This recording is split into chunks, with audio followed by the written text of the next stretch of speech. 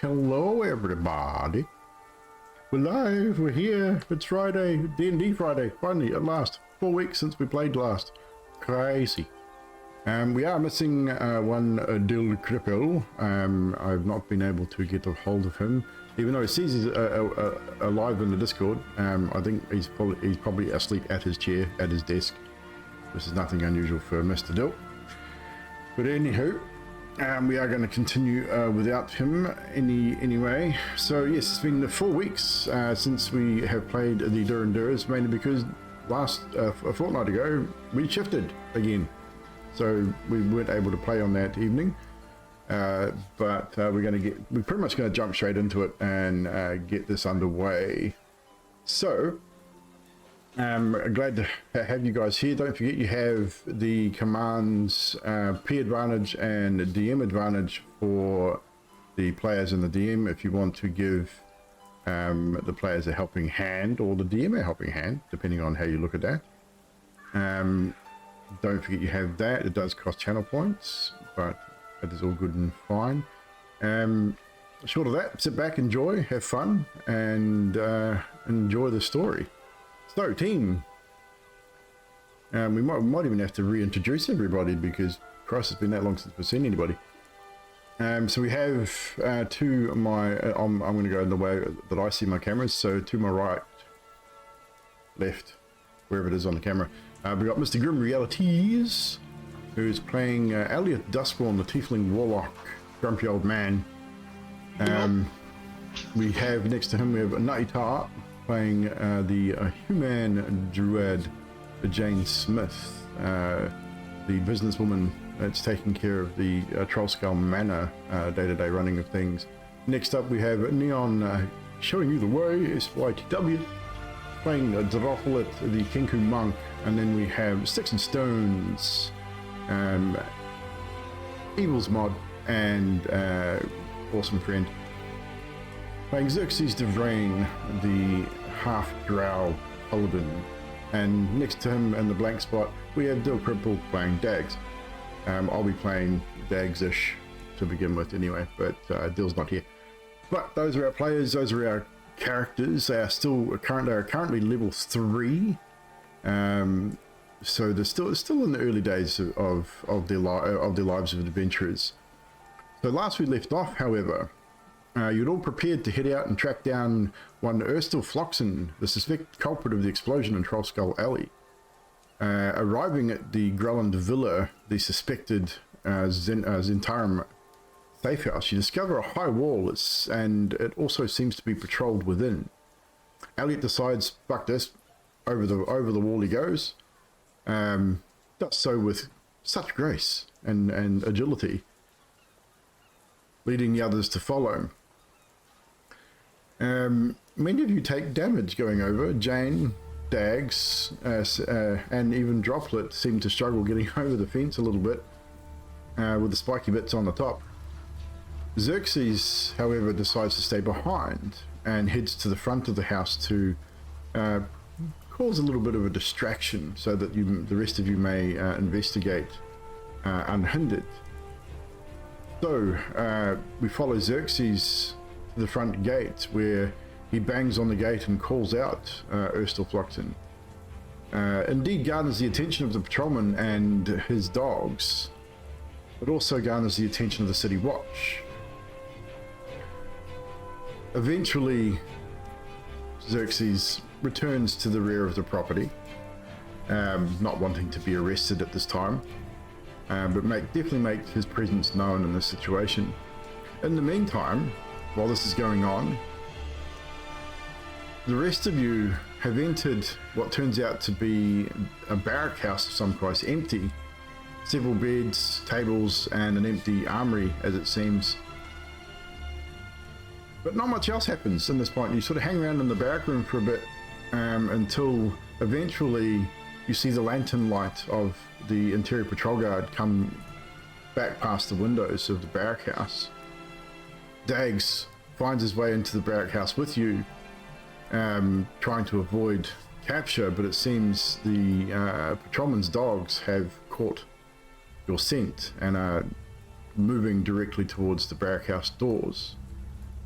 Jane turned, at this point, wild shapes into a large black bear and initiates combat. By this stage, Xerxes scales the wall to join you to try and aid you in this particular endeavor. You were successful in defeating him and his two doggy pals, who during the battle changed form slightly and became more shadow orientated than physical form. You struggled a little bit with the dogs, and 3 of you were rendered unconscious. 2 of you were healed back to consciousness. The third, however, remained unmoving. Seems Xerxes has been lost and seems quite dead. After a little bit of backwards and forwards, you basically weaken and burnies Xerxes back to the troll skull through the alleyways and streets of Waterdeep, returning him to his room and bed. At this time, still trying to figure out what to do, battered and scarred and in a little bit of a state of panic. I believe it was Elliot who set the scales next to Xerxes' bed. For a moment they balanced and then heavily tipped to one side. Unbeknownst to the rest of you at this time, Xerxes, in his own mind state, was visited by his deity and was simply told, "It's not time. You're not done."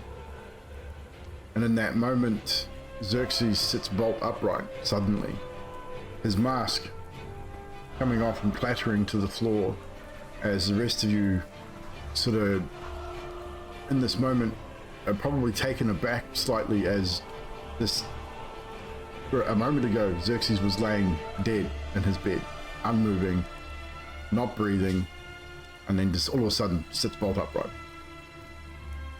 So we now turn it over to you guys once again, as Xerxes, you are now sitting up in your bed, your lungs filled with air once again.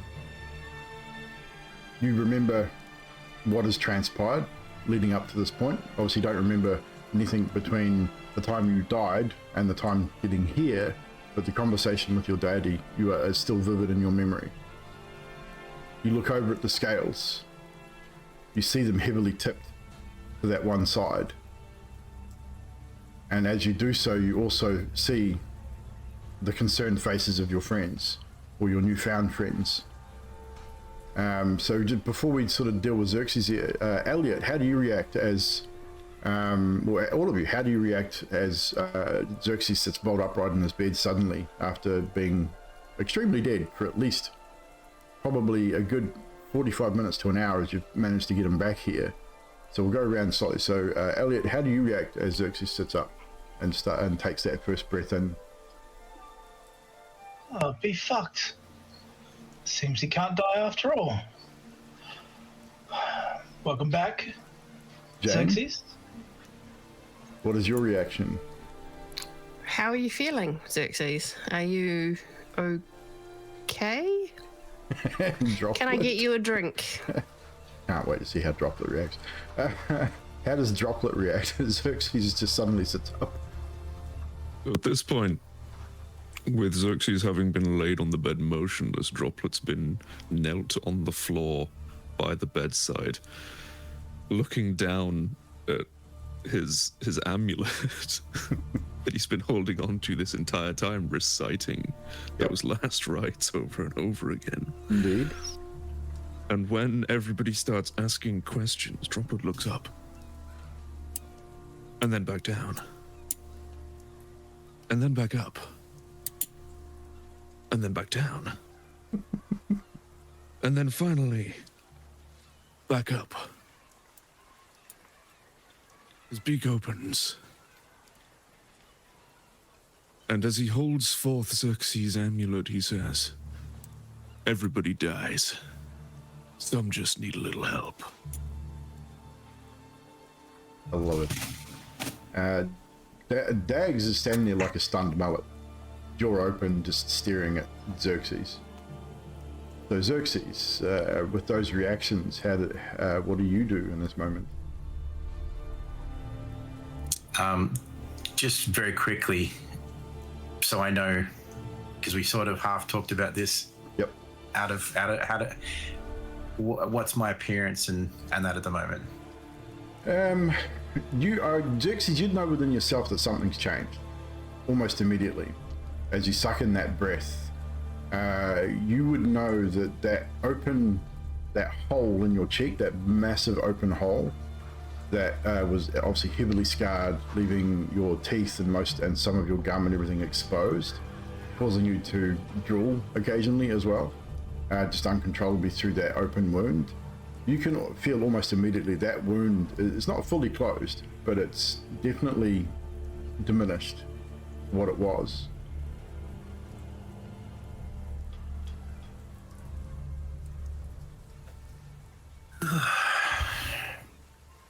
Well, I suppose that was quite an experience. I guess it pays to have friends in high places. And yourselves, of course.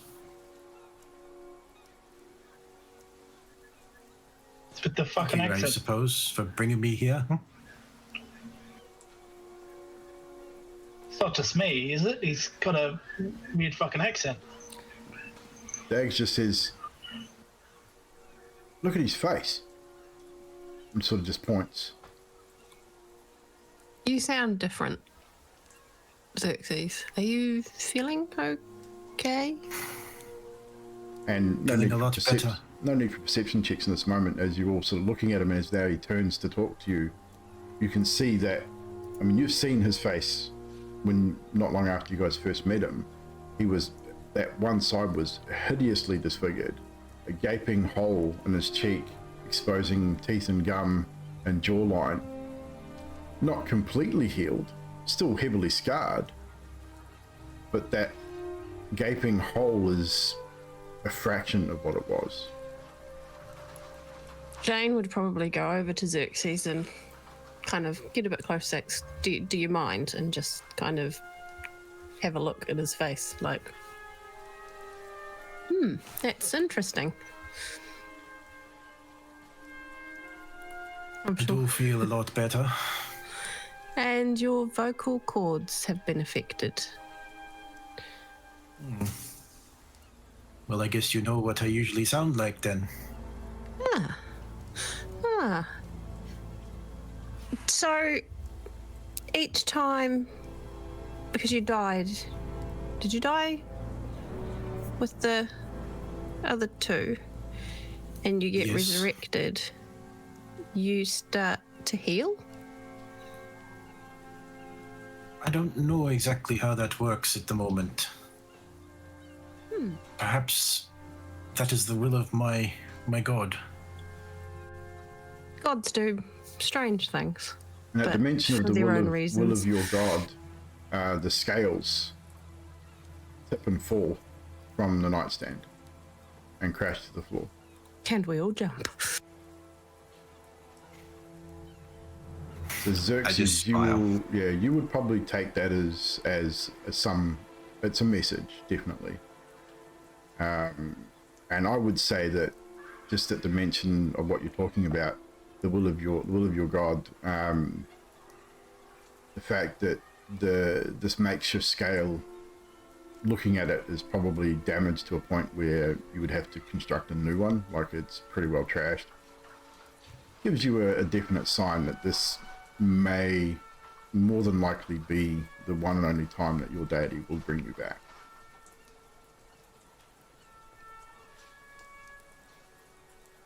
Well, I guess this is it then, I suppose. I mean, obviously we happened? don't want to die said- again.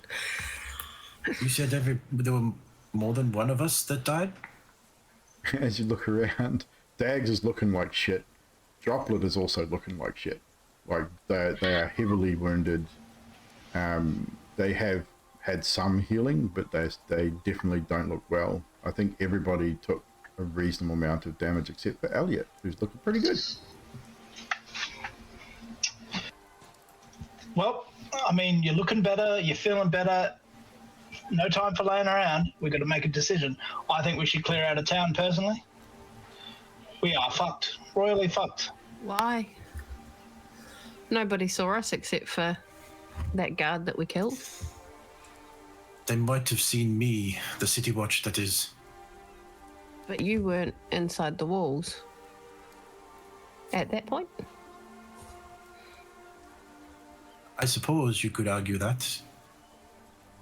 I think we need to go back there at some point. Maybe not like right now, but there's still things to be learned. I mean, your experience with them, Xerxes, surely they know. Well, what did you find inside? We didn't actually get inside. No. We found beds. It was like a barracks, like they'd set up like a unit almost. You mean I put on that whole stunt out the front and you didn't find anything? Which is why I think we need to go back.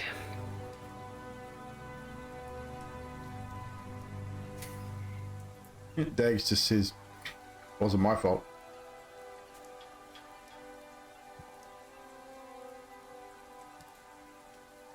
Well, if we're going to go back... Anything worth doing is worth doing poorly.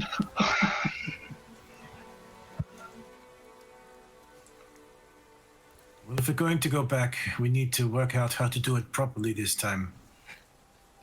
Can I just say that maybe this time I should possibly do what I did in that warehouse and maybe go spider and have a look around?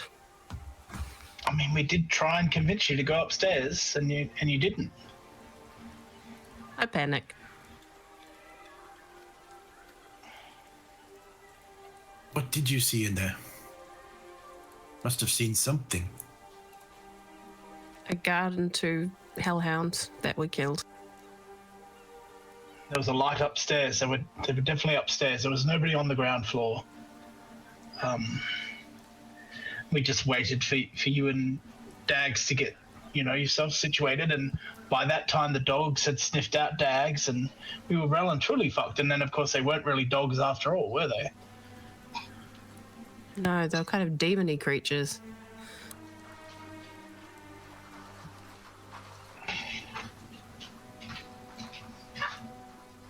I have a feeling, though, that...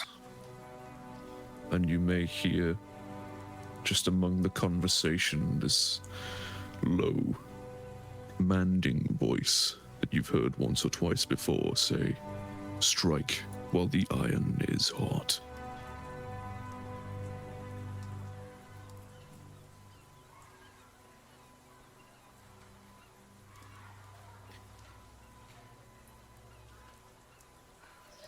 Does that So you mean wanna you go- are wanting to go back?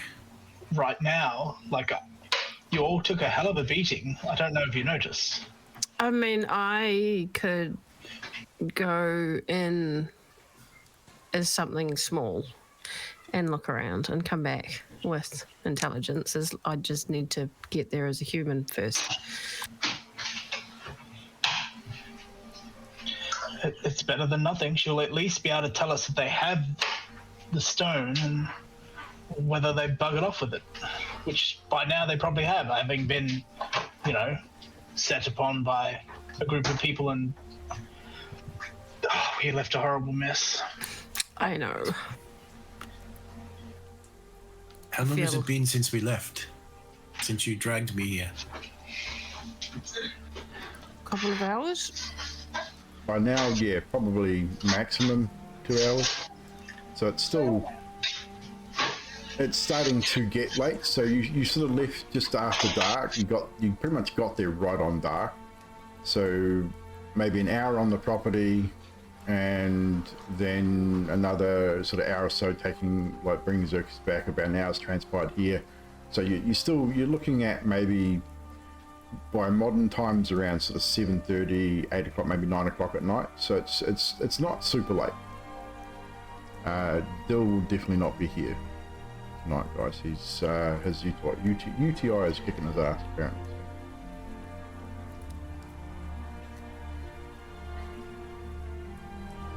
Well, I'm in no state to go, but perhaps nobody has been there to discover what we left behind. Did we clean anything up? No, we just got you out of there really fast. But in saying that, I only need to go either by myself or with one other person. But are you healthy? Stands and brushes off his feathers. Of course he does. So who? Also go. The Dags, you stay here and make sure Xerxes doesn't change into something else.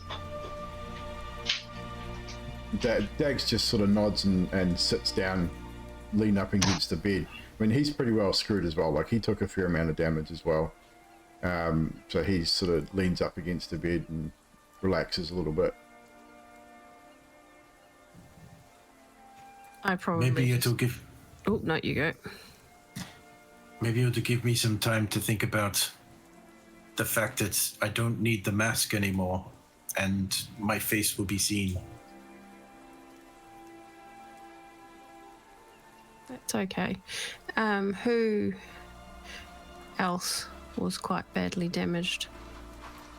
You were. As Droplet stands I and brushes was. his feathers off and Oh. starts walking towards the door, he just trips over his own feet and just falls into the side of the wall. I'll chug a health potion if I may. You can. And then I'm guessing Droplet wants to go. Yes, so. So you should be able to go into your Falls into a inventory. pile of feathers on the floor And and just lays I don't there. have any healing potions in my inventory. well, then you don't have any, so you can't chug any.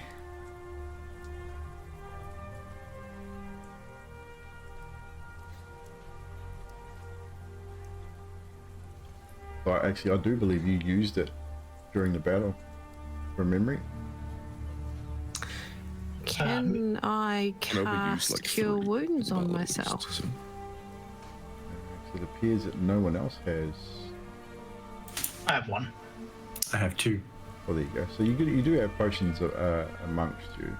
Let's check out Dags. Dags has got one as well. Miss Smith, just Yes. use mine. Thank you. Save your magic. And I'll. So all you really need to do at this point is roll on the dice rollers at the bottom of the chat. Roll 2d4. So click the d4 twice and then add 2 to it. Yep. And I shall delete it. Yep.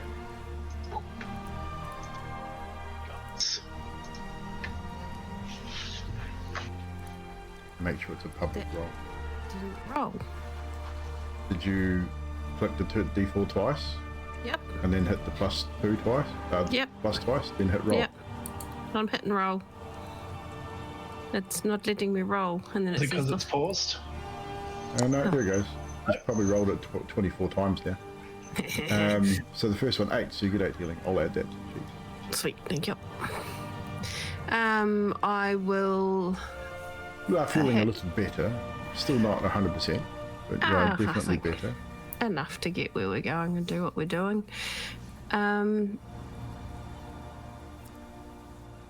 Remind me when we get back that we need to go shopping tomorrow or get the suppliers to find some health potions to bring in for us.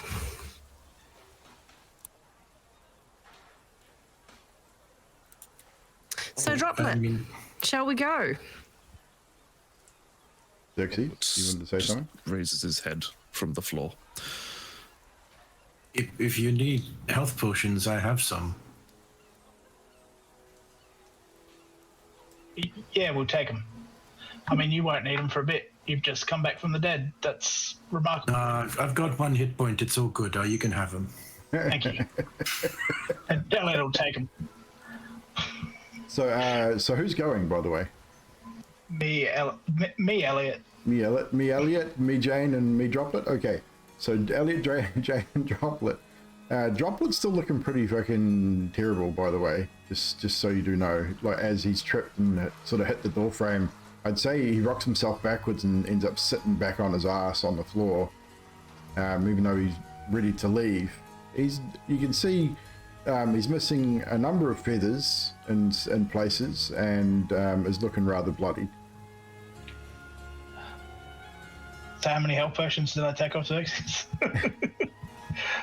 I hand one to believe, Droplet and I say, Xerxes sends his regards. Drink, we'll get out of here. I believe he had one. I had two. You So had I could have two? both. Yeah. Yeah, because we shopped before we You went did and too. pissed off the people in the furniture store. Gotta make I sure just you marked add. it off. Yeah. Okay. So we'll just delete. I had to. I marked it off. Should not have deleted I'll- them. I'll delete it properly. I can re-add it to your set, right? Cheers. So you've got two now. I've given one to Droplet. So you have one left. Droplet rolled 2d4 plus 2 from the chat roller. Leo's items. Potion of healing and normal.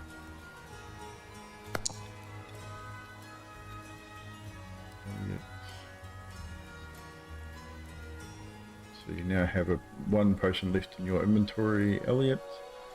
And Droplet gets a 6. I will add that to your sheet as well.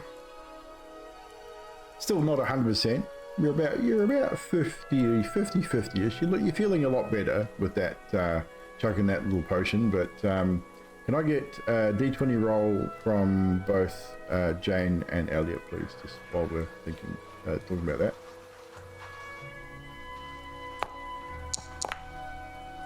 That'd be a note from Elliot. And Jane. Not letting me roll. Don't click it multiple times. It's because you're wireless. It might take a little while.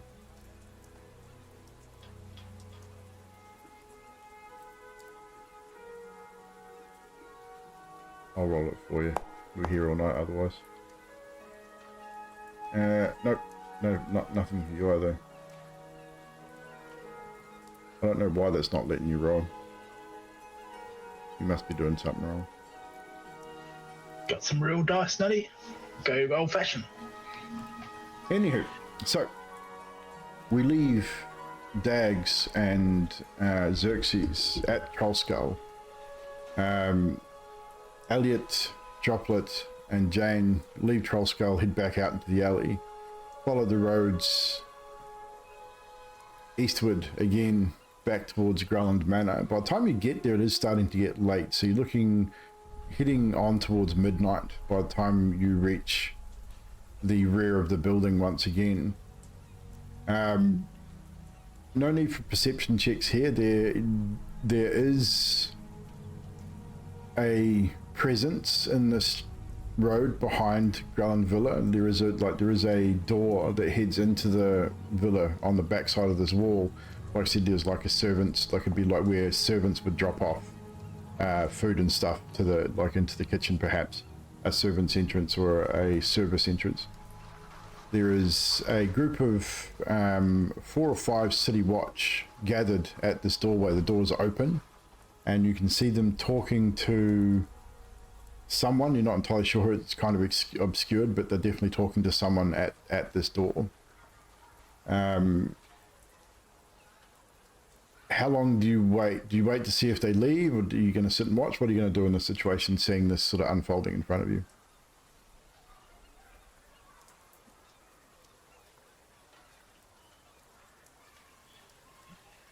You're going to change into something small and scurry over the fence or something? I shall wild shape into a spooder. Right in the middle of the street? No, let's go to the Yeah. let's just stand across by this wall over here. So you find yourself in an appropriate place to where both Droplet and Elliot guard your position, making sure you cannot be seen. And you wild shape into a little spooder. You can hold this for 1 hour. You pretty much know that. Your shape changes. Now, just out of character here for a moment, Jane, in light of recent playtest materials from Wizards about the Druid, I'm going to make a call here for you in your wild shape form. Moving forward in this campaign, it's only going to be a part of what they're doing with the Druids in the new playtest, but you will be able to communicate in common with your companions in your wild shape forms, which is something that you've not, in 5e you're not generally able to do, but the playtest is suggesting that you can. So you will retain all of your intelligence, your wisdom, all of your spellcasting abilities, all that sort of stuff. So all of your stats will remain the same, only your physical stats will change. So any dexterity checks or things like that will be done with your spider form. And you will be able to talk to your companions. So as you change, if you have something to say before you dart across the street, you may do so. Does this body make me look big? No. Does my bum look big in this? I'll be back. I'll just, can you just cover me as we scooch across the road here? Otherwise I might get trodden on. If I carried you? That would be amazing. Thank you. Yeah, absolutely. Elliot will put his hand down and scoop you up. Okay, so as you step back out into the street from your point of cover, the City Watch look like they're winding up whatever they're doing at this door. The door closes, you see them disperse initially together, and then once they get maybe 100 feet or so down the road, they split into two groups and move on to maybe a patrol, you're not entirely sure, but they eventually disappear around behind next road kind of thing. So you know that the City Watch have had some interest at Gralhund Villa. Of what type you don't know. You are able to now take Jane over to the wall where you clambered over earlier this evening. That door is still there, it's still it's closed. So up to you how you deposit Jane in this situation. Droplet, what is Droplet doing in this situation? You're just moving with Elliot, or what are you specifically doing, if anything? Can I have a look around for rooftop access? Rooftop access? Gralhund Villa is very, very high. It is a two-story dwelling. The villa itself, sorry, so the streets around. The streets around. You would probably get to a rooftop on the opposite side of the villa, like where the villa is. There's probably a couple of lower rooftops that are accessible on the opposite side of that road. But most of the buildings in this area are multi-storied. So there'd be you'd probably get to one or two roofs without too many hassles, without any checks. And to go any higher, that would require some checks. What Droplet is thinking is to get an aerial view to keep an eye on the guards, if that gives you any perspective. Okay. One set of guards has turned down a road away, like fair way a distance down the road from you, heading back towards the north of the city. And the others have gone and turned southwards. So they've kind of split and gone two different ways.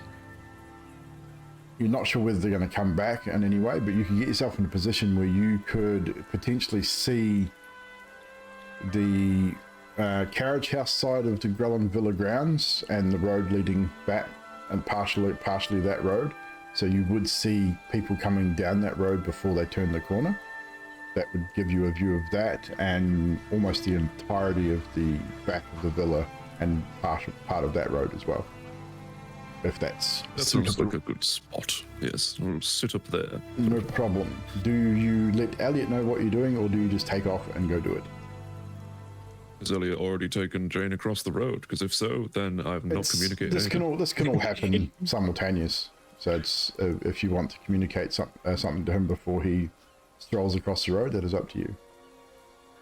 All Droplet would do would just give a light tug on Elliot's sleeve, and as he's starting to walk away, and just do a little motion with his eyes and up, and then walk off.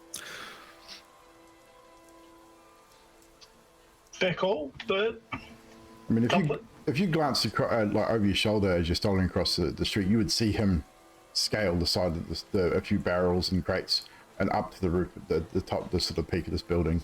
It's not too dark that you wouldn't be able to see him. There's a bit of moonlight out, so, but he's fairly stealthy as well. But you get the idea of exactly what he's up to. You strolled across the street. You're now standing roughly in about the same spot you scaled the wall previously. Where do you put Jane at this point?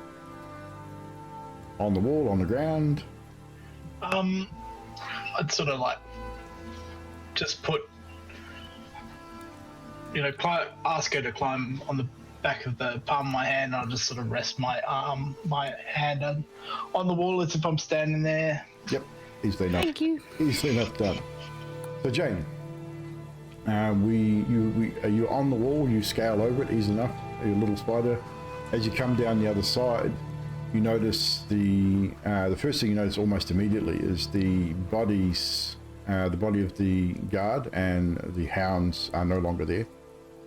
They've definitely been moved. The area has been somewhat cleaned. There is some evidence of a scuffle here, but any blood that was there looks like it's been soaked up. There is a bit of staining. You can't get rid of it, blood and dirt, but it looks like it's been cleaned up somewhat. The area itself looks relatively clear. The barrack doors are still open, hanging open. You don't have dark vision, so it's pretty dark in here, so you can't really see. Oh no, you do. You have 30 feet as a spooter, so you can see that it still remains empty from what you can tell. Elliot, what are you doing once you've allowed Jane over the wall? Where do you position yourself? I guess Elliot would stay by the wall until he saw someone coming, and then he'd sort of wander around aimlessly so as not to draw attention to himself. Yep. Okay, so that's enough done. So we'll leave you guys there just for a moment. We'll go back to Xerxes and Dag's. Xerxes, as you're sort of sitting there, your friends have left. You're tired. You're definitely beaten. You don't have a mirror in your room, so you can't really unless you go looking for one, you can't really tell what has happened to your face at this point. I mean, feeling it, there's definitely a change, and you can feel it within yourself. There's definitely a change there. As you look down at Dag's, sort of leaning his back against the back of the side of your bed, he's drifted off. Like he's been pretty well battered as well, and you see that he's drifted off and to sleep, leaving you to your own devices for a moment. As you're sort of sitting there, a stray dog barks at the back door, and you hear that whispering sound that you've heard before. You know Leaf is here. The door of your room sort of slowly swings open, and a large mug of something is placed on your nightstand next to your bed. You sort of look over at it, and it's just water, like a large cup of water.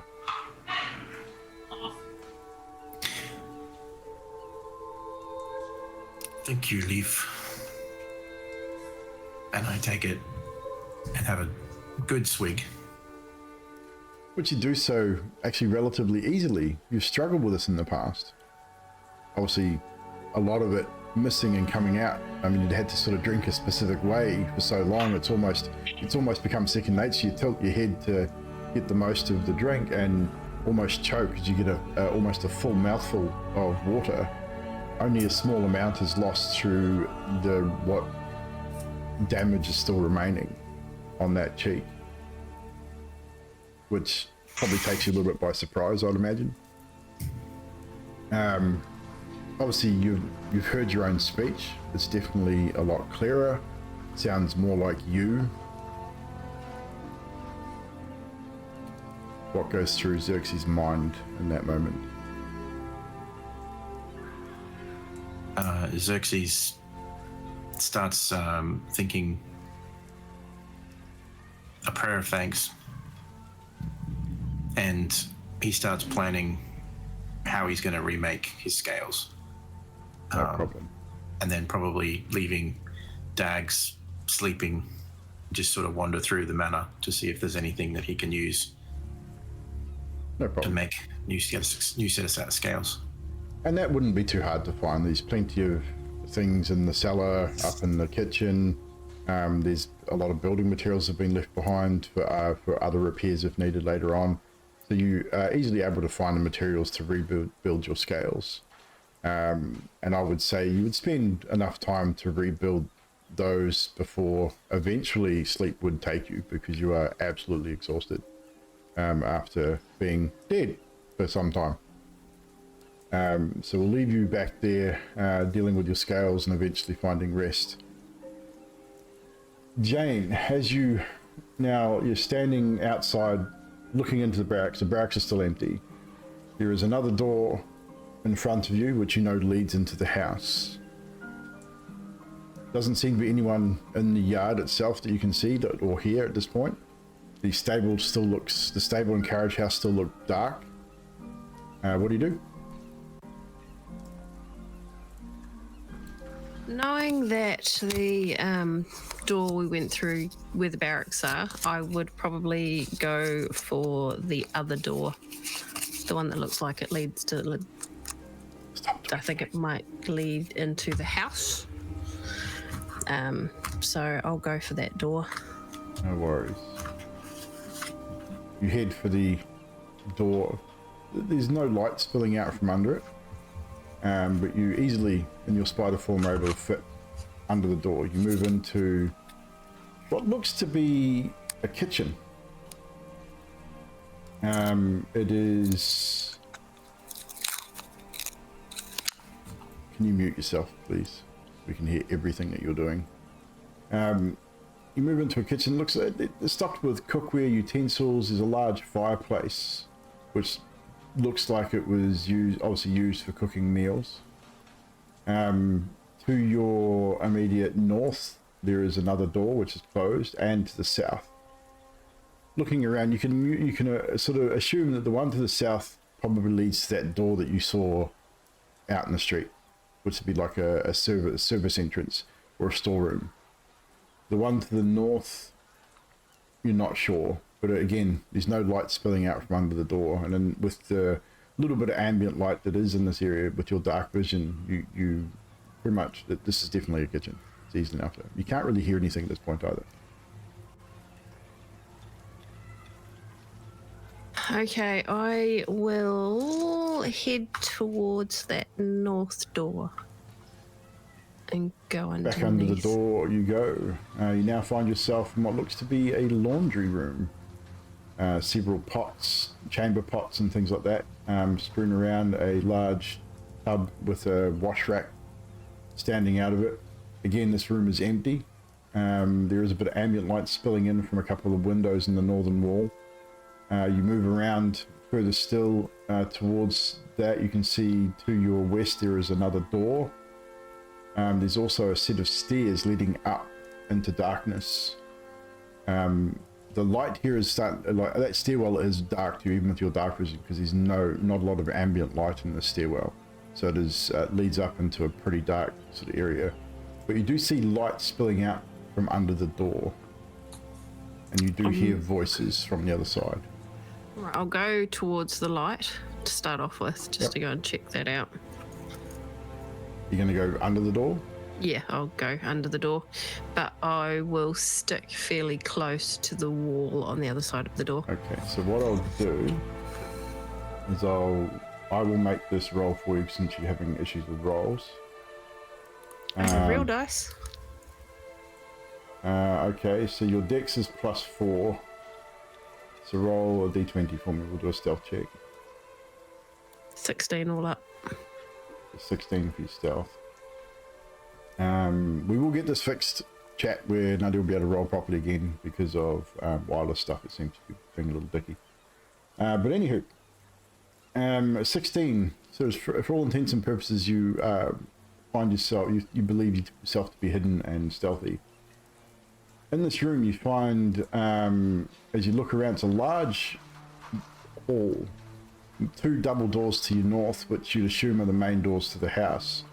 There's a large fireplace in one wall, which you, looking at this layout of the room, would be the opposite side of the fireplace from the kitchen. A large table is set in the southern end of this room. There are several dead bodies here. They look to be in some form of uniform, a uniform you're not entirely familiar with.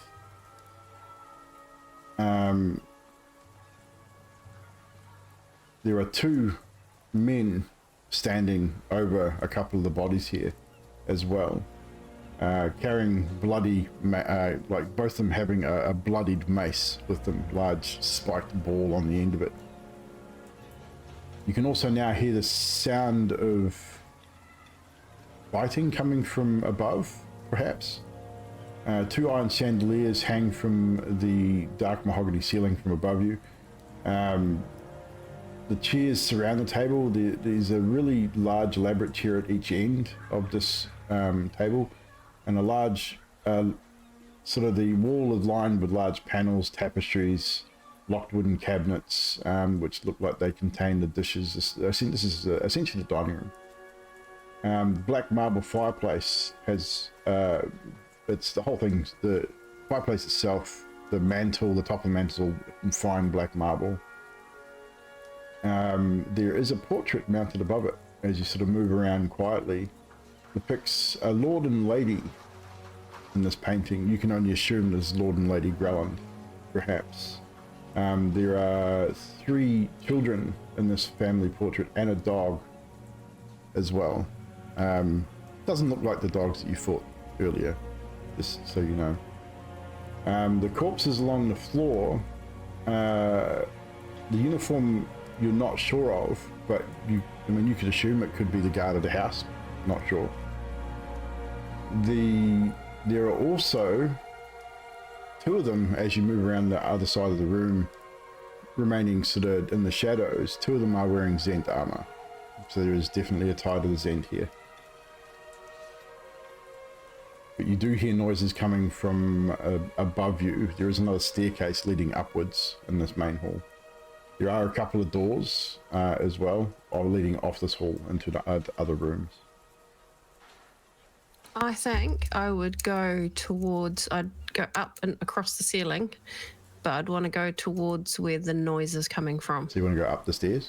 Yeah, so I'll go up the wall on the stairs. So, just to let you know, all this is taking place. This is probably taking up about half an hour, 35 minutes of your time. You would know as a druid that you're nearing the end of your cast time for this spell. You got about 20 minutes left before you would drop out of your wild shape form.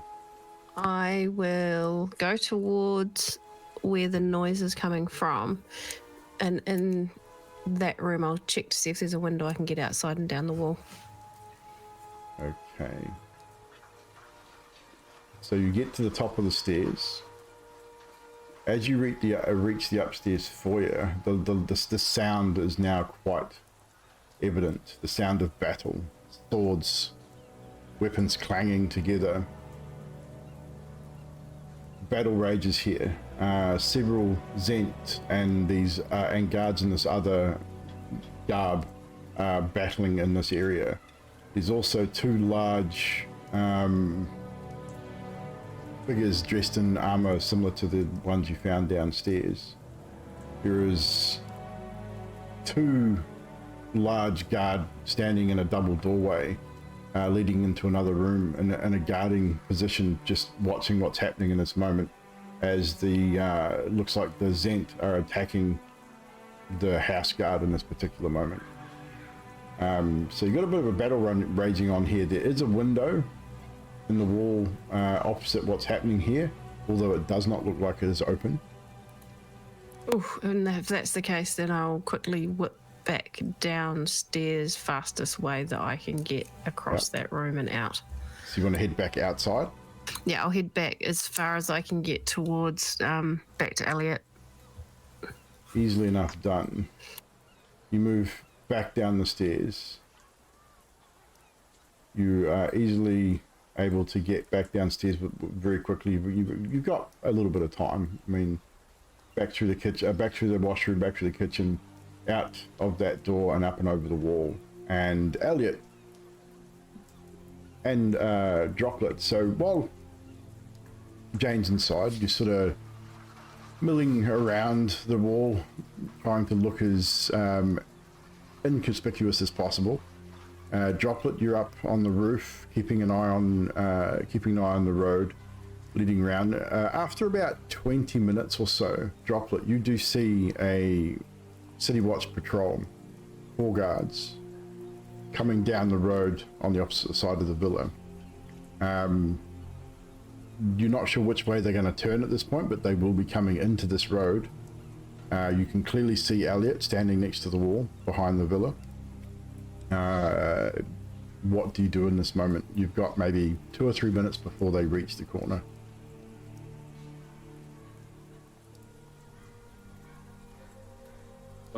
Droplet from his position on the roof will just make the same noise of a startled cat 3 times.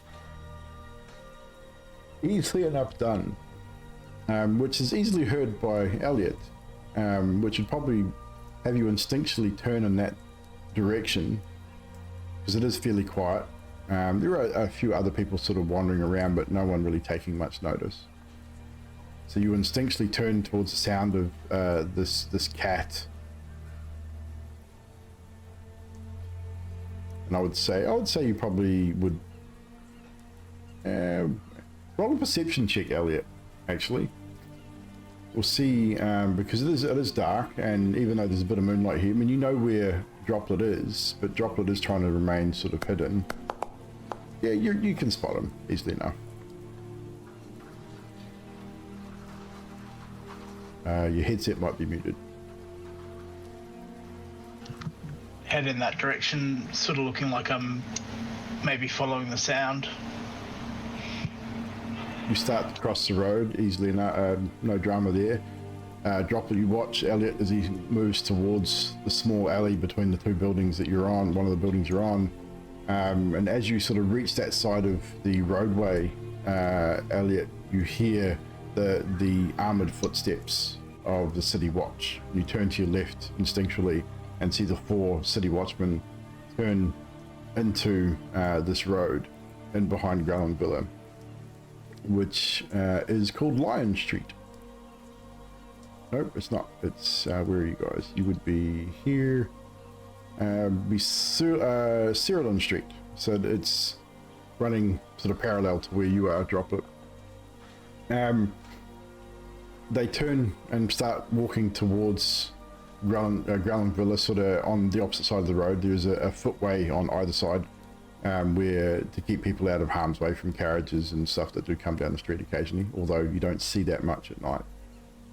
They do throw a glance in your direction as you sort of move into the alley. You probably you won't hear them say anything, but one of them does turn to the others and obviously says something to them, but they don't stop. They don't call out or inquire. They continue moving onward. And eventually you see them disappear and make that turn into the next street, heading back away to the north. So no dramas there. 30 minutes goes by, 40 minutes maybe, and then eventually, Jane, you scuttle across the street, managing to avoid being stepped on. There's not really too many people around, and you do find Elliot standing across from the villa. I'll just scuttle up his leg. As you turn back into a human. Oh no, Wrapped around his leg.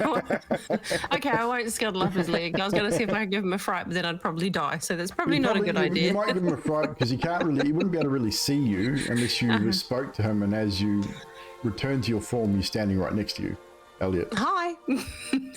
Oh, sorry, I think I drifted off a bit there. Did you find the stone? Do they have the stone in there? Is the body still there? honestly, the area outside's all been cleaned. I went inside. Didn't get to see an awful lot, but there's been a lot of fighting going on in there. Lots of dead bodies. Guards, I think maybe the house guards, and people attacking them with Zentarum armor on. It's most interesting. So we're obviously not the only ones about bloody business this evening. No, Maybe we could have hung around. We might have possibly. had something in common.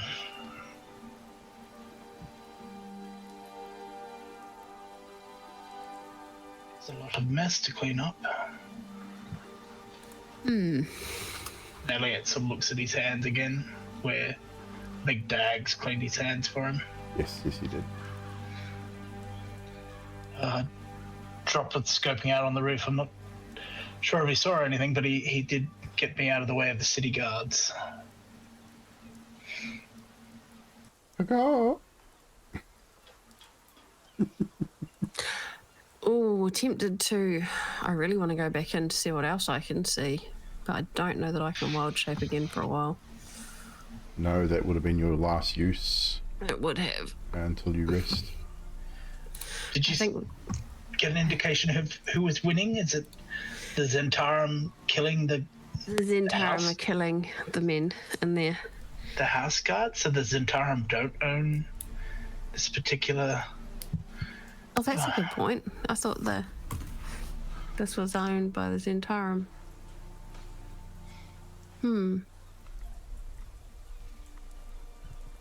Interesting. I think perhaps we should head back to the manor and Yeah. see what the others think, perhaps.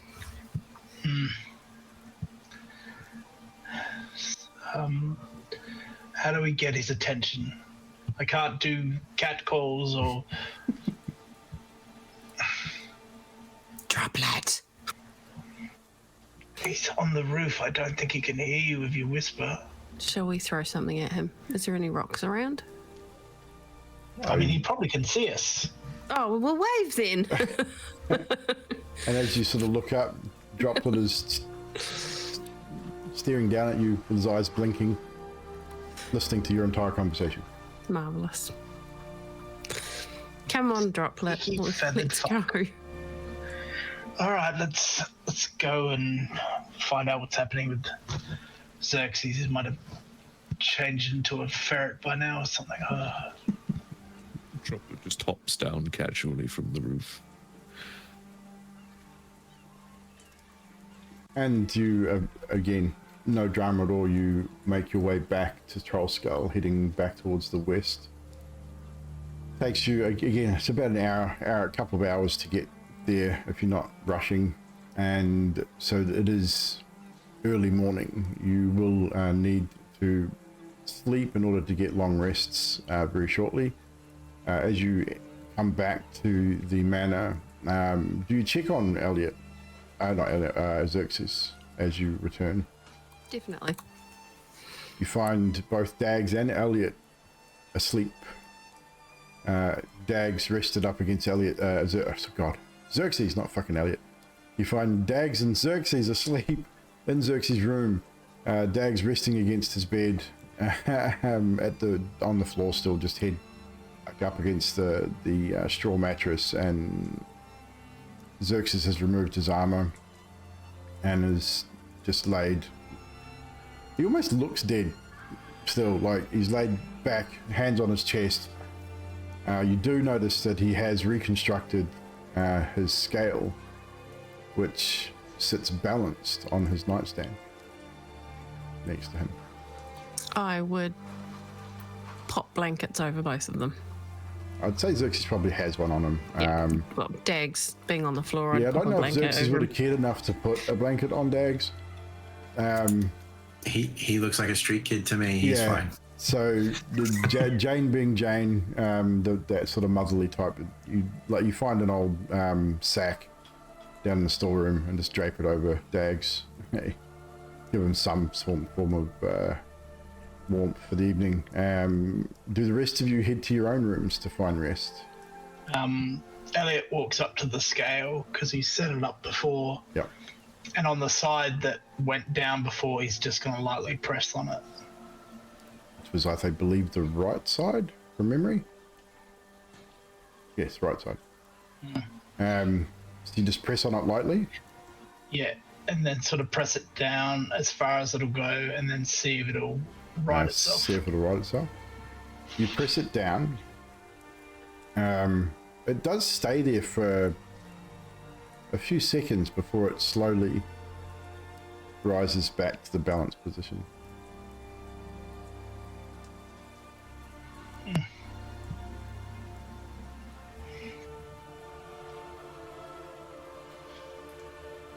He sort of stands there and stares at it for a bit, and then he just looks back at Xerxes and he's like, "Oh, fucking understand." And then he goes to bed. At that moment, Xerxes sort of he stops breathing for a few seconds. Murder. And then takes a big breath in as the scale rises back to balance position. Stand there doing that all night. Jane. Elliot. So with that, Elliot, you retire back to your own room. Yeah. Put my jacket over the mirror, Over the mirror again. Yeah, I was just going to ask. You walk in, and yeah, the moment you sort of your eye catches that mirror, just instinctually, jacket goes over the mirror, and all you hear, or probably not even really hear it, you probably more feel it, that heavy sigh of contention. Sort of, you just get that feeling that it's like, you prick, kind of thing, sort of come over you, which probably gives you a bit of a grin. Before you doff your armor and find rest yourself. Jane, what do you do anything before resting, or do you just head to your room and rest? I would probably just poke my head into the office, make sure everything's in order, and then I'll go and head to my little bed. No drama. You haven't actually had your grand opening as yet. Everything's set to go for, you got 2 days left before you've decided to have the grand opening of Troll Skull. You've invited a few of the nobles of Waterdeep, the local city watch captain, the local area watch captain, a few, just again, relationships that would benefit you guys in the future perhaps. Droplet.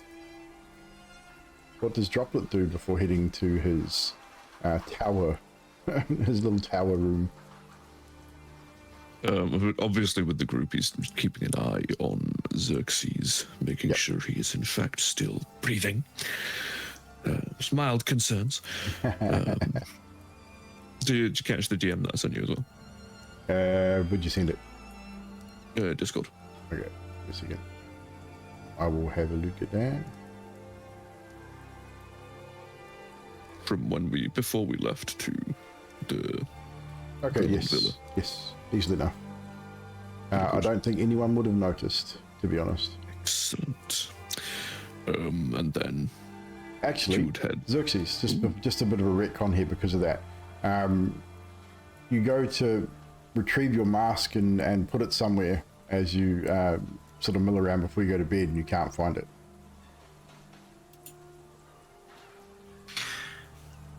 The Lord works in mysterious ways, it seems. Then you go to sleep. Droplet. Carry on.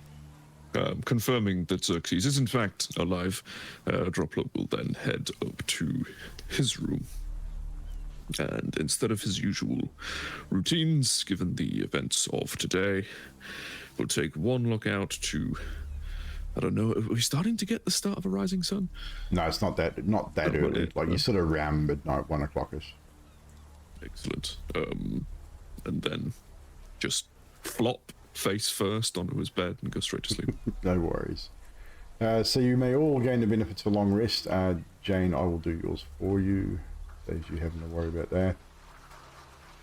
And Jane Smith, long rest.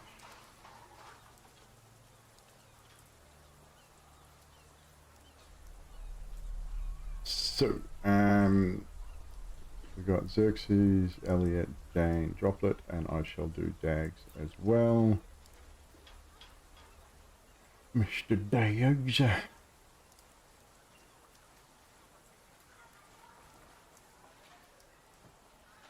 So, morning breaks, the sounds of food being made and coffee being brewed in the kitchen are quite evident through the manor as you all come to consciousness. Jane's probably one of the first to rise, as she would be an early riser, hearing other things sort of around the manor as well. Your cook is in the kitchen doing her thing, and I can't remember her name off the top of my head now that I'm thinking of it actually. What was her name? Penelope sounds good. No, it wasn't that. It was a B. It was a B name, and I will find it eventually. Berry.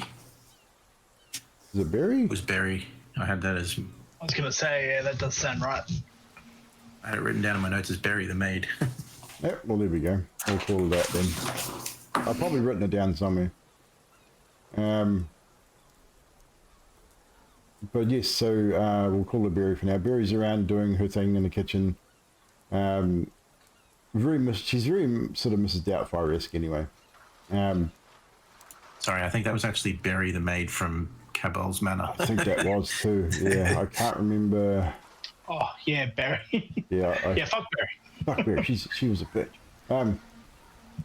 I cannot remember the cook's name. I probably forgot to write it Myrtle down. Cobblepot? Yes, that's it. Why have I not wasn't got a that bee. written? Myrtle, did you say? Yes, Yeah, Myrtle. Myrtle Copperpot. That's right. I should have written that down myself. So yeah, Myrtle's rummaging around the kitchen doing her thing as the rest of you rise. All except Dags, it seems, has risen this morning. Xerxes, you wake up, and Dags is no longer at the foot of your bed. Your door is hanging open, which is unusual. Like, well, it may be unusual. I mean, if Dags has sort of got up and walked out, you may have left it open, you don't know, but your door's hanging open. As you organise yourself to go up and get some breakfast, you step out of your room, glance at your scales. They're still balanced. Nothing's changed. But you notice that the door leading out into the alley behind Troll Skull is also hanging open.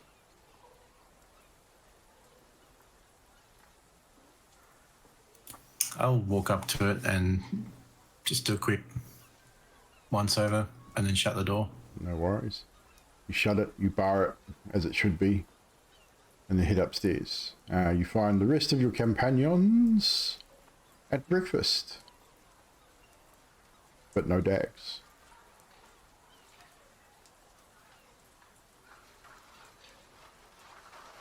I don't suppose you know where Dags is gone this morning? Perhaps off to get more health potions? Thought he was downstairs with you. I think he left sometime. I don't know when. Seems he went out the back way. If he's clever, he's fucked off somewhere else. I hear Neverwinter's perfectly fine this time of year. Beautiful in the springtime, really. Hopefully he hasn't gone too far and he'll be back at some point today.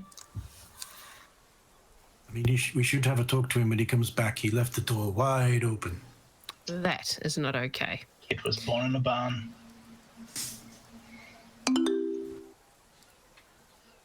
Elliot, if you please.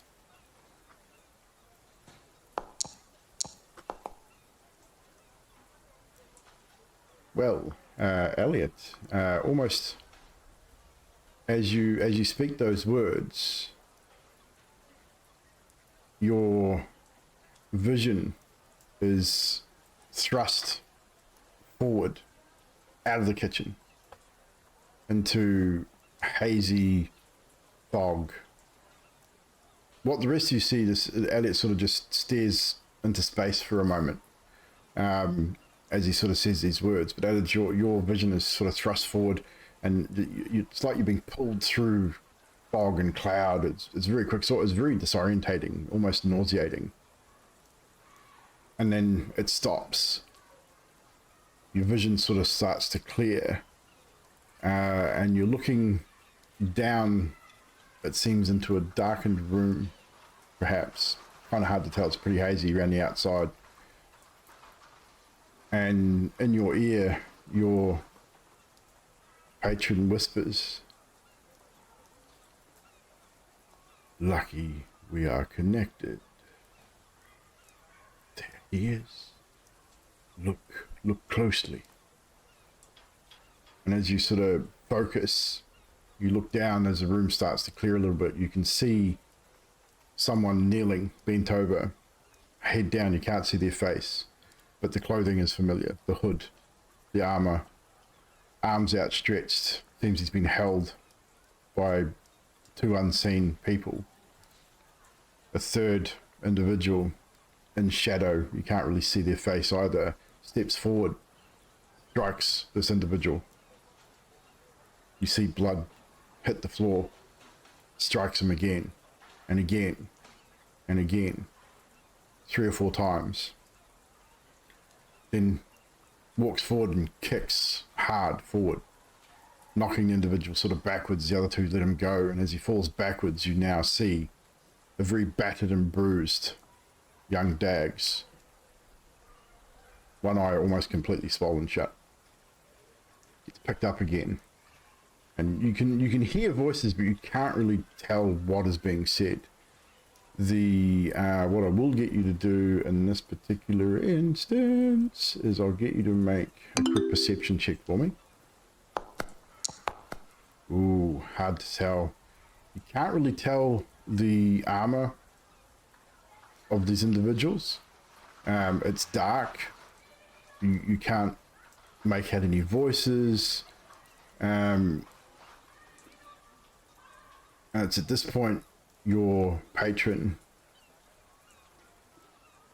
sort of reaches forward. You see that dark shadow, that link that you have with Dag's that has been established and as you've seen yourself several times now, reaches down and almost pushes the shadow to one side on the person that just struck Dag's, and all you catch a glimpse of is a pointed ear and grey, sort of dark grey skin.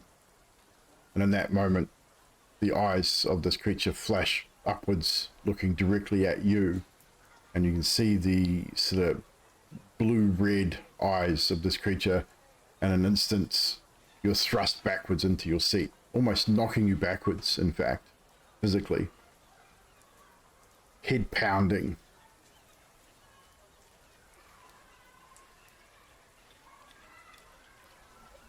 Can I have some coffee, please? All right, love. You look a bit, you almost fell off your chair there. Yes. Yeah. He's just got himself pinched by the drow ones. Apologies, Xerxes, the drow ones. It's the drow ones again.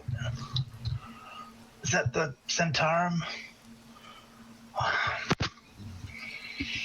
Pretty rare to find, well, apart from myself, it's not that common to find a full drow. I As part run of one of the these Centaurum. clubs. I vaguely remember that.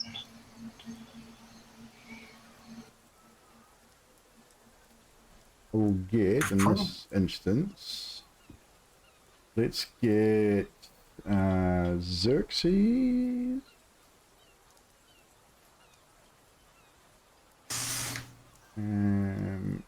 Let's get all 4 of you to make just a perception roll here. Probably should have been history, but perception will do. Just to see if you can figure out what Alet's alluding to, the drow ones. Jane, if you can't, have you clicked it? Okay, I'll roll it from here, make it easier. Came up in 11. Yeah, that's what I just rolled. I clicked it. Oh, okay. So, with those rolls, even with an 11 droplet, you all remember, especially droplet. I probably didn't need to roll this. Droplet knows who Dag's recently tangled with, you all now remember what had happened in the previous days. Did you roll 11 on your physical dice as well? Or a natural 1? 18. No, it doesn't matter. I can roll it digitally from here. Droplet is looking a little bit sheepish at this moment. Yeah, so Xerxes, you would, and Elliot, you'd probably, the penny would drop in this moment. Brigandiath, the necklace, someone must have seen. Droplet's just pulling his hood down further over his head while he nibbles on some bread.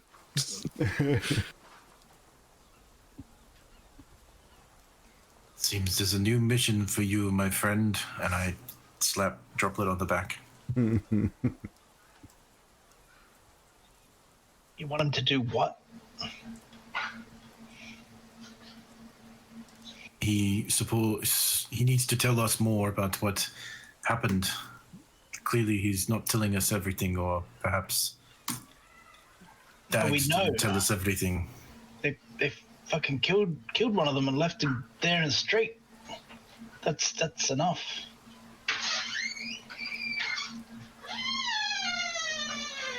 Perhaps, but perhaps they were seen.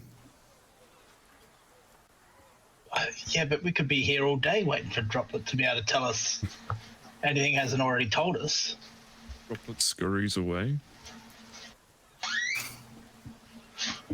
So I get what I see is Droplet jumping down, like stepping off. Like, he's not standing on a chair, but stands up, sort of takes that double side hop away from the chair, and then looks at the door, looks back at the table, and then does that sort of, doesn't walk, but side hops quickly towards the door and disappears out the door.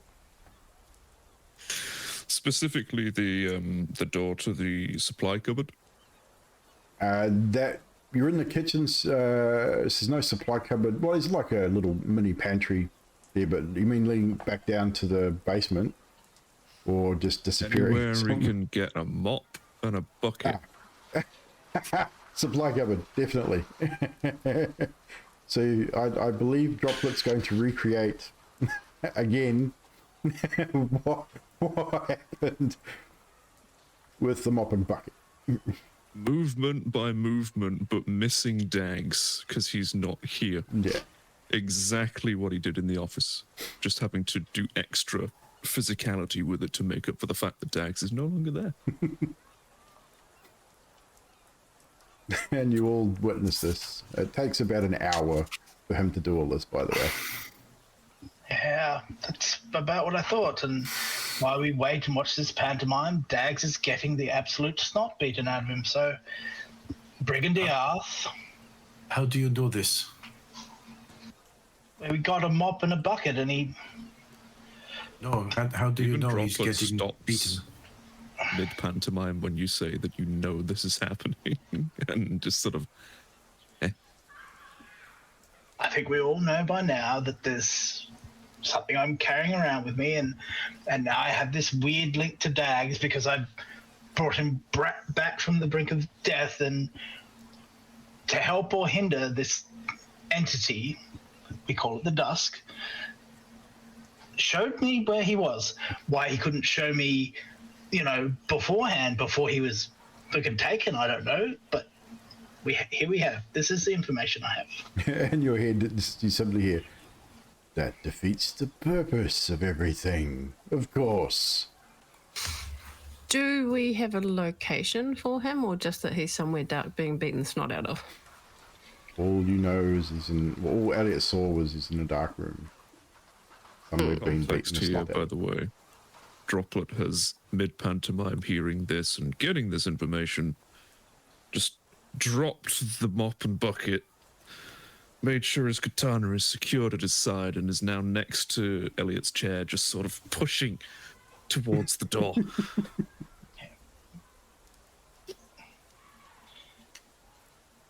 You've all been in Waterdeep for a while. Droplet, surely there must have a place, a base of operations.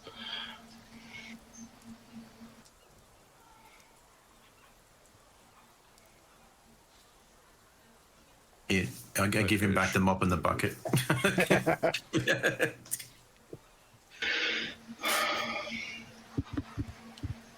Refer to DM. I assume that Droplet has some clues of I the mean, Brigadier. Waterdeep is a big hiding city. holes.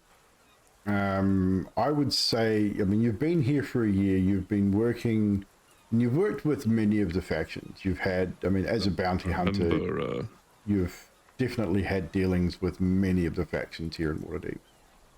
I remember when Dags needed us to find the first place where they do. Unfortunately, Yeah, met I his mean, demise in the alleyway. You We knew know, about that. like, you know of a couple of seedy bars where they tend to hang out, which is obviously where you took Dags initially, was one of them. And just whether you got lucky in that moment to find that particular person there or not, you're not entirely sure. But you know 2 or 3 places where they are known to hang out. You don't know where they would, like where their hideouts and stuff are, because when you've been hired by them, it's normally been done either at the Yawning Portal or at another public place. They're very careful in the way that they deal with certain things. You do know, obviously, enough about the Brigand to know that they're predominantly, well, they are all drow. They don't hang around in daylight a lot. They normally are around at night, and like if it's a shitty day, then they'll hang around up in the streets. But they very rarely are out on this in the streets during daylight hours, as a rule. You could definitely lead them to 1 or 2 places that you think may have a basement or something like that where they could potentially take Dags. The fact that Elliot says this is going on now and this is first thing in the morning, you really don't have an idea of time frame. But at a guess, a few hours, there's a couple of places within sort of an hour or so's walk from Trollskull where he may or may not be at this point. But you have an idea of where a couple of places where you might look. Whether you get lucky or not will be completely up to the dice, because that's how I'm doing it. Then what Droplet would probably do is head down to the cellar doorway that has been left open and see if he can find any semblance of scuffle marks to try and get a track. So you're going to search the cellar, Xerxes' room, because that's probably where he would have been taken from, maybe. Searching that area, we'll need an investigation. Is anyone going to help Droplet in this endeavor? I can't communicate anything I'm doing. You just disappear? I'm just going to fuck off downstairs. Okay, so you I think I'll follow him. Bang. You going to follow him? Yeah, I want to rifle through sexy stuff. So is everyone going down? Jane, are you following them? What does Jane I'll do in this follow. moment? I just look at Droplet after his pantomime and follow him. So we'll get a group investigation in. Jane, I'll roll yours since yours is being dicky. So I can just click the button. What did you roll? You got an 18. Yours is better than mine. Like I said, it's just easier if I roll it. Because it's just a click of a button. And you'd be doing the same. Droplet, you find nothing. You search around, there's nothing that stands out to you at all in this space. I would say Xerxes, Elliot, and Jane, however, you do... Xerxes, who rolled the... No, Jane, you rolled the highest. Jane, you go into Xerxes' room where you laid the sacking over Dags. Sacking's still there. Sort of shoved to one side, almost like it's been sort of pushed against, down towards the end of the bed. As you pick it up, you hear a ting, ting, ting, ting, as something falls to the floor. So look around looking for it, and you find the broken necklace that Dags was wearing. Clasp is broken. It's still all intact. It's just the clasp is broken. It's come off him. I'll pick it up and put it in my pocket. Do you say anything to the rest of the group as you find it? Yes, I will. I'll turn around and say, look, as I put it in my pocket, this is Dags' necklace. Elliot and Xerxes, as you search the remainder of around the area, you probably even go outside the open door. There are there are signs of a bit of a struggle. Like there's a couple of things that Xerxes you didn't notice at first, being in your sort of just waking state. A couple of things have been knocked over in the cellar. So he was conscious when he was taken from this place, definitely. So there's definitely signs of a struggle. I'd like to know how they got in. Do you have a look at the lock on the door? Your cellar door? By any chance? I will. I'm assuming Jane would, because that's Yeah. something Jane would do. It's security. The lock, No. I mean, it's the lock on it's a simple lock, but it also has a bar on the inside. It would have been impossible for someone to pick the lock and lift the bar as well, unless they were inside when it happened. So do we think Dags maybe Right. heard something? Well, it's up to you, but Jane, you also know what you would do in this situation. There's every chance that they had a druid with them, perhaps, or someone who was able to shapeshift. This is true. That's a bit sneaky. So it doesn't look like anything's broken. It's just been unlocked. The lock has been picked. I would imagine it's not locked anymore, but the bar, like Xerxes replaced the bar as he came back upstairs, but it was definitely hanging open. I'll relay that info to the team. Guys, I'd say they've done a metric and gone in under, picked the lock, and opened the door.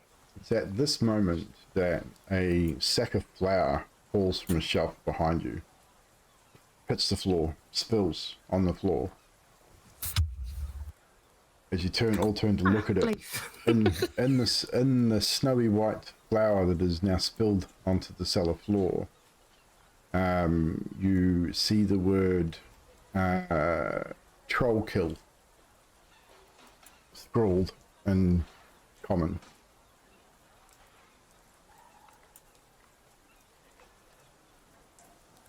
Troll kill. Does this mean Troll anything to kill. anyone? Droplet, you know what troll kill is. It's a street here in Waterdeep, to the north of Troll Skull Alley. Do I know of any Brigandiath hidey holes that way? Not offhand, but there are several abandoned, a couple of abandoned warehouses on that street that you've used to hide out on occasion.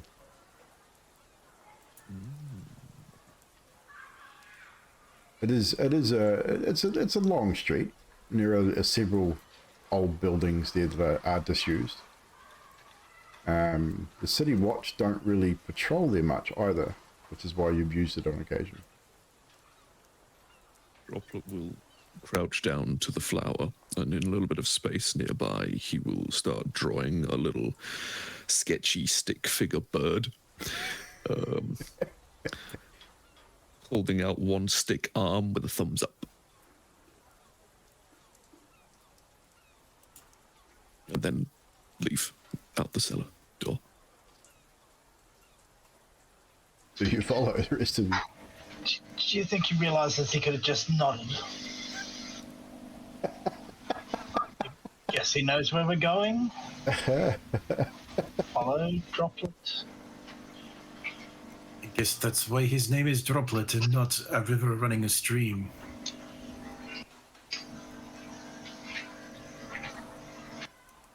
Follow.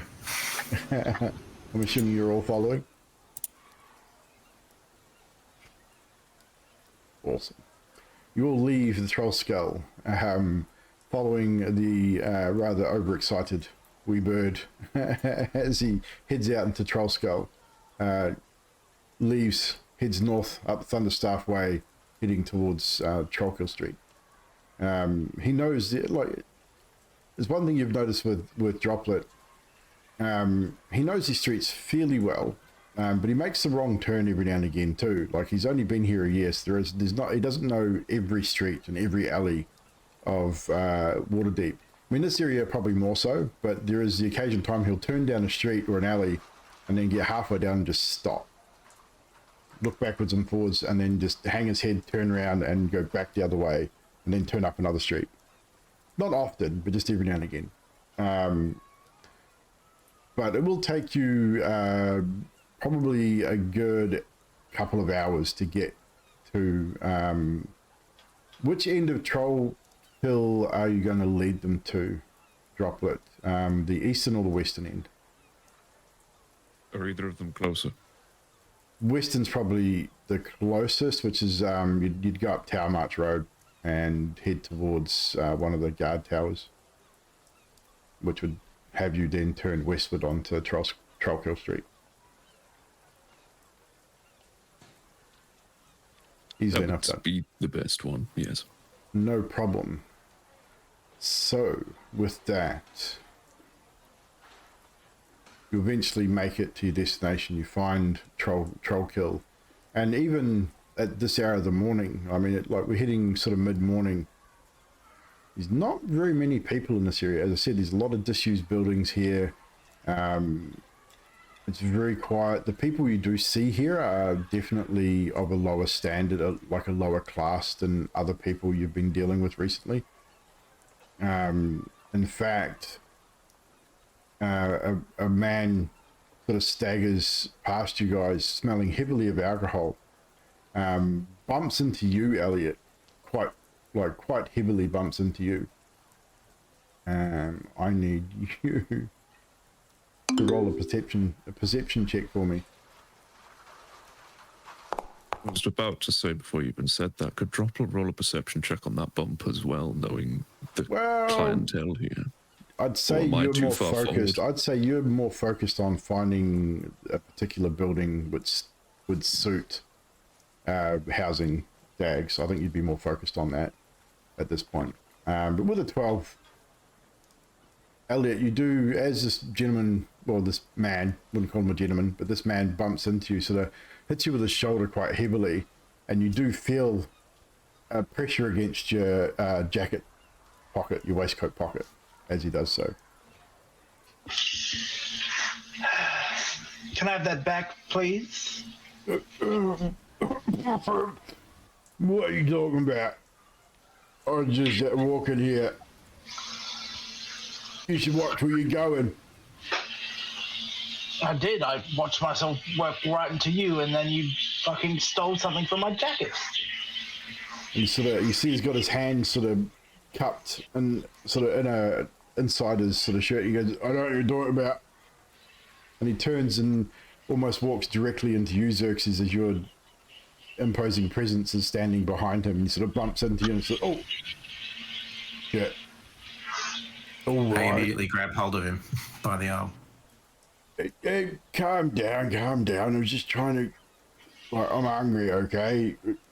I didn't mean anything by it. And he hands over the 5 gold coins that he pilfered from your pocket. Excuse me. And he burps loudly. And again, stinking heavily of whiskey and just dirt. Not pleasant smelling at all. If you're hungry, just fucking ask. I mean, not me, one of these three. I'm not giving you shit. And this time he says, oh, back off, and sort of shoves at you, Elliot, to get you to let him go, Xerxes, to get you to let him go, and if you let him go, he just carries on. Jane at this point would be like, if you head to Troll Skull Manor and talk nicely to the cook, she might get you something.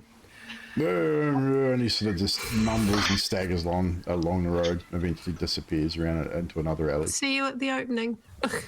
Send that man to our home? What the fuck is wrong with you? Might be good for information. Good for a fucking stabbing, probably.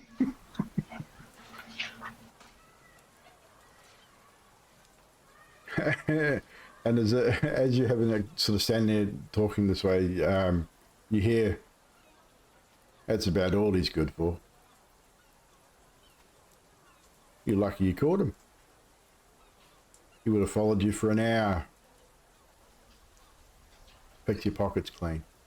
Silas, is that you? Sorry. Fuck you, mate. You sort of turn to where the voice is, and leaning up against one of these buildings is a half elf by the looks, kind of hard to tell, dressed in darkened armor, and just with his arms crossed, sort of leaning against things. I mean, I would have slit his throat personally. He didn't really do us any harm. Who might you be? Just a concerned citizen, looking out for a fellow adventurer, shall we say. Thank you. We're What pretty. brings you to the shithole end of Waterdeep? Oh, we've lost a friend. Ah, a friend, you say? Right. How do you lose a friend? They may have been taken. So you didn't lose a friend, per se. You wouldn't have seen, I don't know, a couple I of... see a lot of things. Yeah, a couple of brigadier with a... The fuck, I've forgotten what he is. With the Dags. Brigand Diath with a dag.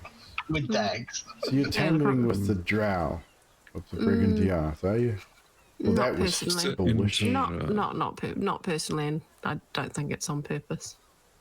Droplet. To interject quickly, sorry. Am I still looking for the building, or do I notice this Oh, conversation? you would have noticed your friends have stopped, and then you would have seen this individual sort of. You would have heard him speak, and in fact, I'll get Droplet. I'll know get where- you to make a quick perception check as you hear the voice, and this gentleman is talking to your friends. Oh yeah, you know this guy. You've dealt with him before. He's an ally, but not really. Like, he is good for information, as long as he gets what he wants in return. Jane eyes him up. And You would know the what- type, Jane, definitely. well, she kind of takes out gold coin and plays with it in her fingers and looks at him. Jeez, that's a bit light, isn't it? Could be a couple more where that came from. A couple. Maybe. I'll Ten. may- make sure to walk up to Jane at this point and just stand there and level his gaze up at this fella. He 5. gives you a nod, Droplet, in recognition. And he looks directly. He doesn't look at you at this point, Jane. He looks directly at Droplet.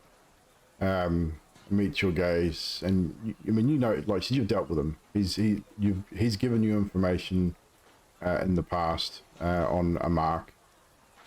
And he sort of looks at you, looks at your friends, and says, "Well, since you're running with such esteemed company, I might be able to help you out just this once. But don't forget it, mind you. Don't forget the name either. Want information? Just look for D'Artagnan." D'Artagnan. D'Artagnan Jane. Nice to meet you. Maybe. Well, I wouldn't say nice, but not bad either. So, the drow, you go down towards the end of Trollkill here. They've been known to use the old warehouse at the end of the street here. It's got a few basement areas underneath, who they've added themselves as well. Someone's pissed them off. Take them there, beat them a little, take what information they need. Most of them end up dead in the sewers. But if you're quick enough, you might find your friend. Thank you. She gives him 5 gold for his troubles. He holds a hand up and says, "Consider that a favour. Might ask one in return in the future."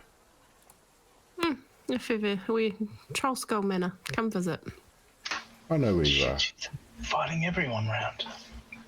And he then stands upright as he backs into the shadow of the building. It's a business, Elliot. He tips his hat towards you, Droplet. and almost a sort of a half pirouette, half sort of flurry. You hear the flutter of his cloak, and he disappears into the shadows. Au revoir. Droplet just calls out in the voice of Jane, "See you at the grand opening." And then sprints down the street towards the warehouse. And do the rest of you follow? Yeah, slowly. Elliot doesn't sprint for no one. I don't suppose we should let the little bird out of our sight. Come along. Jog on. Let's go. And as you move forward, I mean, Droplet does get a little ways ahead, but Droplet's not stupid either, so he does keep you within eye line and doesn't sort of go in anywhere by himself at this point. I would imagine. I mean, unless Droplet wants to, but how dumb is Droplet? I guess is the question. Fairly average person intelligence. He's not especially smart, but he's not particularly dumb. Let's put it that way. Well, we'll say average He intelligence. I mean, is feeling a little bit responsible for the situation, of course. of course, yeah. So hurriedly, you do move in that direction. Than normal. It doesn't take you long to find the boarded up building that D'Artagnan was talking about. It is a single story structure. It's quite a large warehouse type building. Double doors in the front, which are nailed shut. They're all boarded up. What windows there were have many are broken, but also have boards sort of crisscrossing over them from the inside. From this side of the street anyway. It does have access down the side and to the rear by the looks. Which way are you going?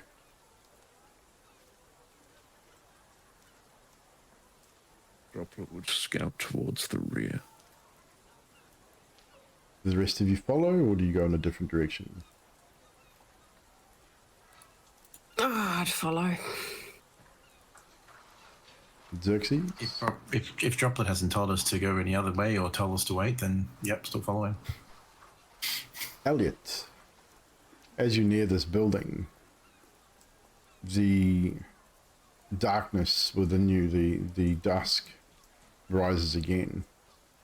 But it's different. Like it's not him haunting you like he normally does, or that you feel that rise within you, that connection with Dag's. It becomes a little stronger in this area, and it sort of pulls you forward almost uncontrollably. So you sort of start not quickening your pace per se, but just you walking without really knowing where you're going. You sort of just let it guide you a little bit, and it pulls you to about halfway down the side of the building, and then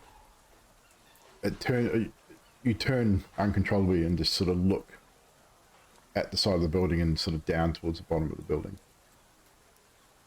And what you see there looks to be a loose board, quite a big slat of the siding of this building, and you sort of reach out and touch it, and it swings to one side. You push it, and it creates a reasonable gap, probably big enough for most of you to fit through. Xerxes might have a bit of an issue getting through with his armor on. He'd get through, but it'd be a bit of a squeeze. The rest of you shouldn't have too many hassles getting through. Hole anyone? So Droplet, you've passed this, heading towards the rear of the building, as Elliot speaks. Droplet sort of stops, turns to Elliot, and I'm assuming would I be able to see the opening from where I'm at? Like he's holding the board to one side. It's a board that's been nailed with a single nail in the top that swings on its apex. So he's pulled it to one side, and it's left probably a 2 foot wide opening. Droplet would, yes, he'd cock one head One head. head You to got one more side. than one. Okay. He cocks his head to one side before he'll sort of go into a bit more of a low stance move over to the hole and sort of attempt to get in quietly with the stealthiness. So you're allowing Droplet to go first? Who's going first? Give me an order here. Elliot will hold the the rear. board until everyone's gone through, including Xerxes. So how long do you argue about who's going last before you go in, Xerxes? I don't. There's no fight from me. No worries. So, Guess I'm going in second then. so Droplet, Jane, Xerxes, and then finally Elliot. You move into this abandoned warehouse space, and it's abandoned. It's an virtually empty building. Old crates, old barrels, cobwebs, dust. It's definitely being disused. However, and it's really dark, but there's enough light spilling through, like creating, you get those old buildings got the broken windows and stuff, and it creates the shafts of dusty light coming down into the center of the building. Same thing here. So there is shafts of light filling the space with enough light for you to be able to see shapes and stuff. You can also see that these trails of footprints all through the dust here. No one's tried to hide the fact that they've walked in this place. They're not tried to hide it. You can follow these tracks quite easily, and it leads to a rather large double trap door towards the rear of the building. And by looking at this trapdoor, you can see that it's been recently used. Like, it's not dusty at all, so it's definitely being used.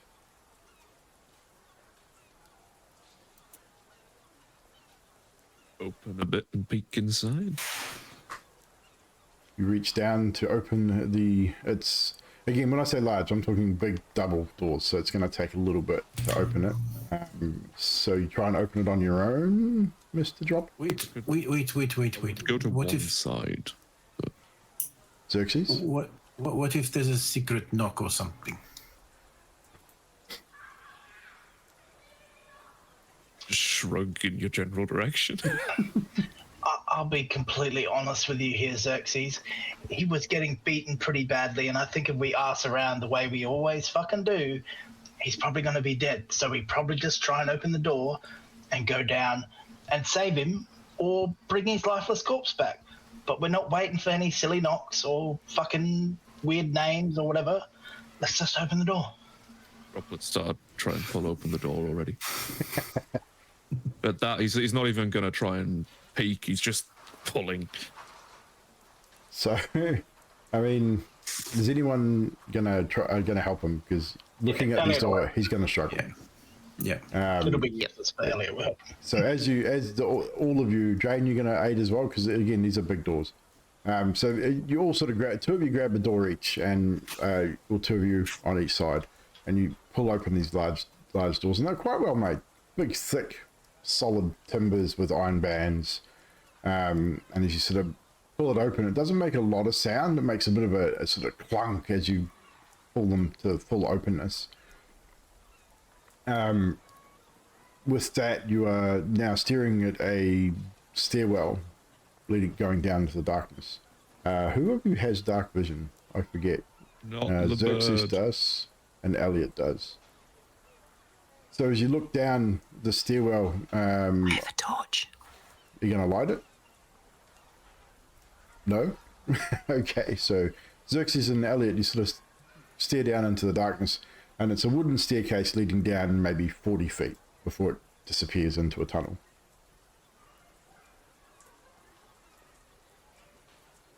Does not appear to be anyone at the bottom of these stairs. Might light a torch then, just for shits and giggles. I was gonna say I might. I was gonna call forward 3 dancing lights Okay. and just sort of send them off ahead. Keep So- one back here for those that can't see. Not easily enough done. 3 small globes of light ignite in front of Xerxes. You want to create all 4 or just 3? Because you can do up to 4. I'll do 4 then. So the 4 globes of light ignite, and you keep 1 back with you, and you send 3 forward to ignite to light the way. Everything seems relatively clear as you now do you start to descend the stairs? Marching order, if you please. As soon as he can see, Droplet will go. But he I'll go can't see behind as far Droplet. as everyone else. So Droplet, Xerxes, Jane, and Elliot. Fair to say? Yep. You descend down the stairs. You creak a little bit, not too much. Obviously, you're not trying to be stealthy, I would imagine. You're moving relatively quickly in this moment, knowing that Dags is potentially in danger. Not as swiftly as he was going because he can't see so well. Yeah. Not a drama. Elliot, that connection with Dags grows stronger to the point where you now can taste blood in your mouth. You sort of choke on it, like you're not fully choked, but you sort of taste it, and that sort of catches in your mouth. Even to the point where you probably spit to make sure it's not your own blood. But it's just the taste, that taste of that iron sort of taste in your mouth. You feel sharp pain in your right side. Shit, have I broken a rib? It extremely sharp pain.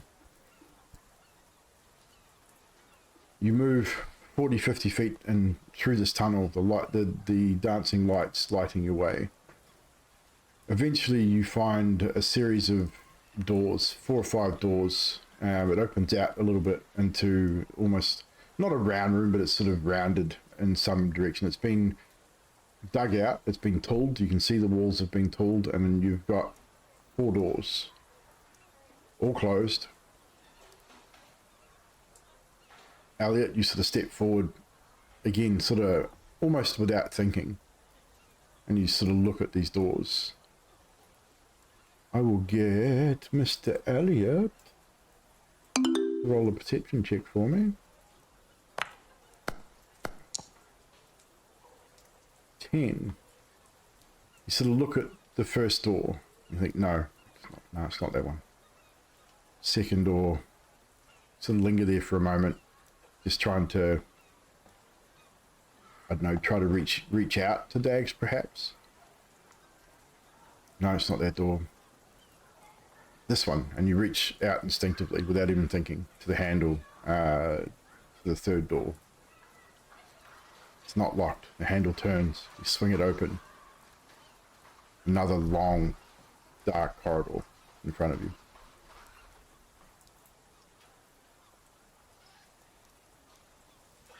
Fucking drow. Right. It's probably this one. Do you go first, Elliot? Or do you let Droplet take the lead? Nah, Elliot will go first. He's fed up. You start moving forward. You can almost feel the excitement of the dusk as he can feel your anger, I guess, starting to rise a little bit, your frustrations, concern, if you will. You stalk down this hallway, dancing lights follow you, or you'll follow Elliot down, and eventually you come to a single door. Again, heavy oaken door, iron bands, closed. You know he's on the other side of that door. You can feel it. It's strong. It's clear that Dags is on the other side of this door. You can't hear anything at the moment. You're not sure if he's alone. Hard to tell. But he's definitely on the other side of this door. So yeah, be ready just in case there's others. So just to give you a bit of more context, it's not a real narrow corridor. This corridor's about 10 or 12 feet wide. So you could all essentially stack up on the door, for want of a better term. Like you don't have to be single file, so you can get yourselves into a position where you can all sort of, if the door swings open, 2 or 3 of you could sort of get through the 2 of you could get through the door easily. It's quite a wide doorway as well. The lights have lit this area. You can see just to add, just again, give you a bit of information. There's nowhere to put torches on the walls down here. Obviously, knowing a little bit about Drow and how they operate, Xerxes, obviously you being part Drow, you know that they don't need lights. They can see in the dark. No drama. They live for this. They're used to being underground. Why would they need lights? So Elliot, you're standing at this doorway. Your companions with you. You can feel Dag's presence. What do you do?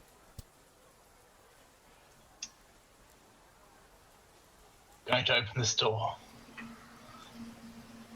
Be ready. Anna drawn. No worries. Weapon drawn. Jane.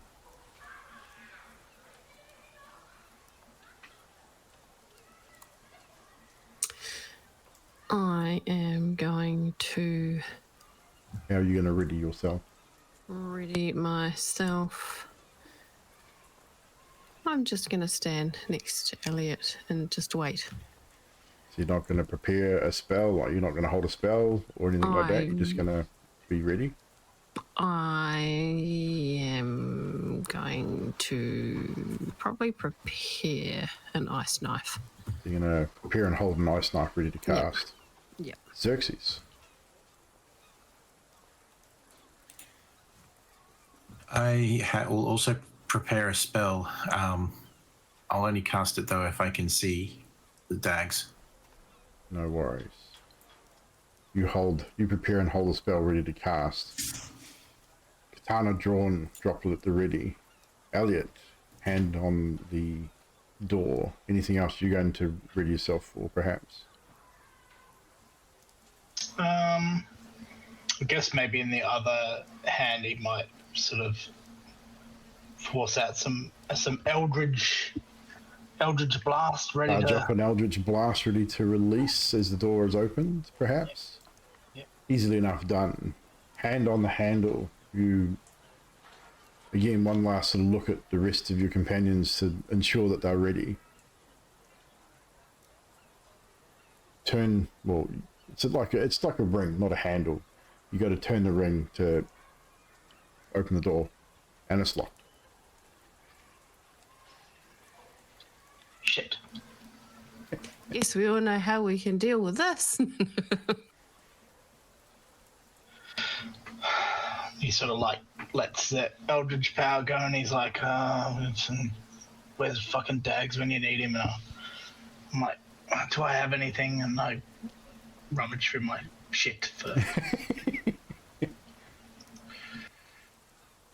What has Elliot got? And you got daggers. I mean, Small knife. yeah, small knife would probably do it.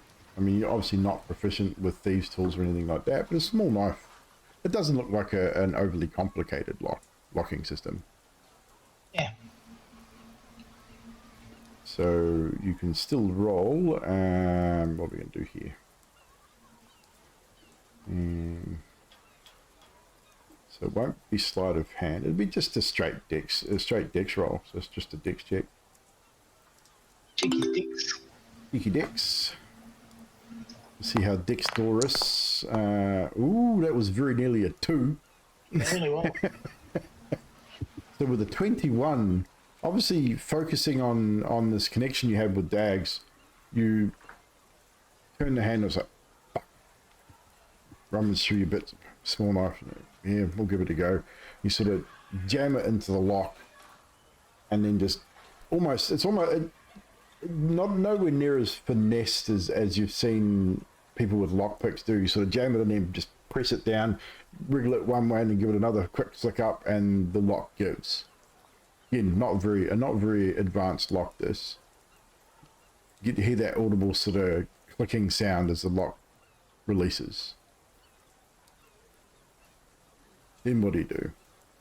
Charge the Eldritch Blast again, or just open the door? Charge the Eldritch Blast. I'm like, well, if they didn't know we were here, they do now. You swing the door open. The door opens. The light from the dancing globes around you, two sort of slowly sort of move into the door, and they illuminate this large room. Two old crates lying around, straw on the floor. Almost immediately you recognize the flooring in this room from what you saw earlier. But no Dags. Room appears to be empty. But you can still feel them.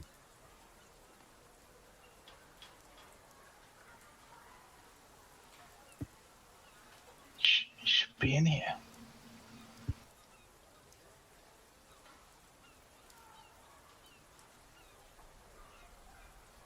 Oh, shit. I think we might have lost Grim.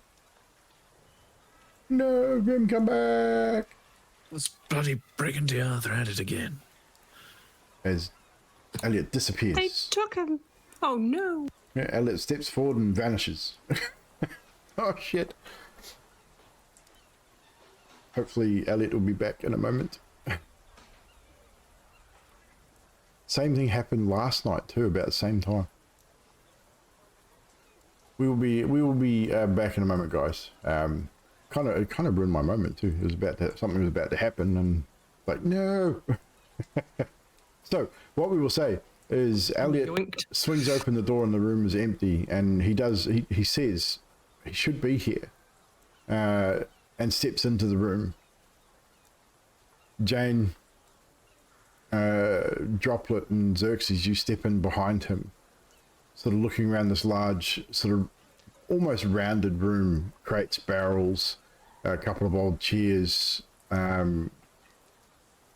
You don't really see anything, even with the light from the globes, your dancing lights, Xerxes.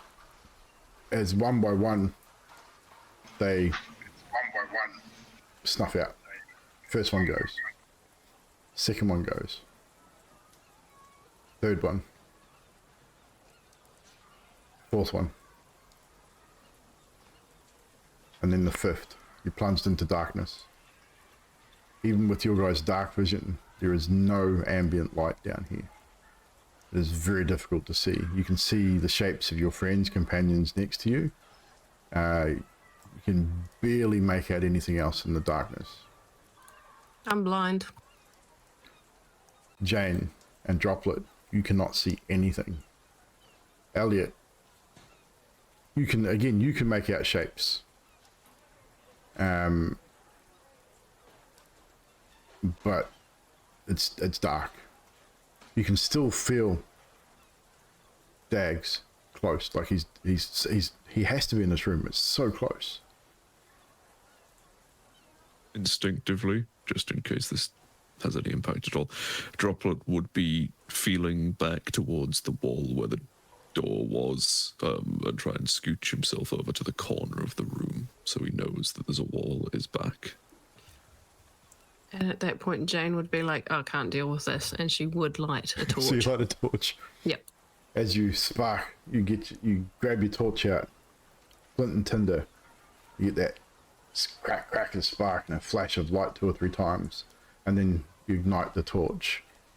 Droplet, you topple over an old crate heading back towards the door, but you manage to get back up relatively quickly.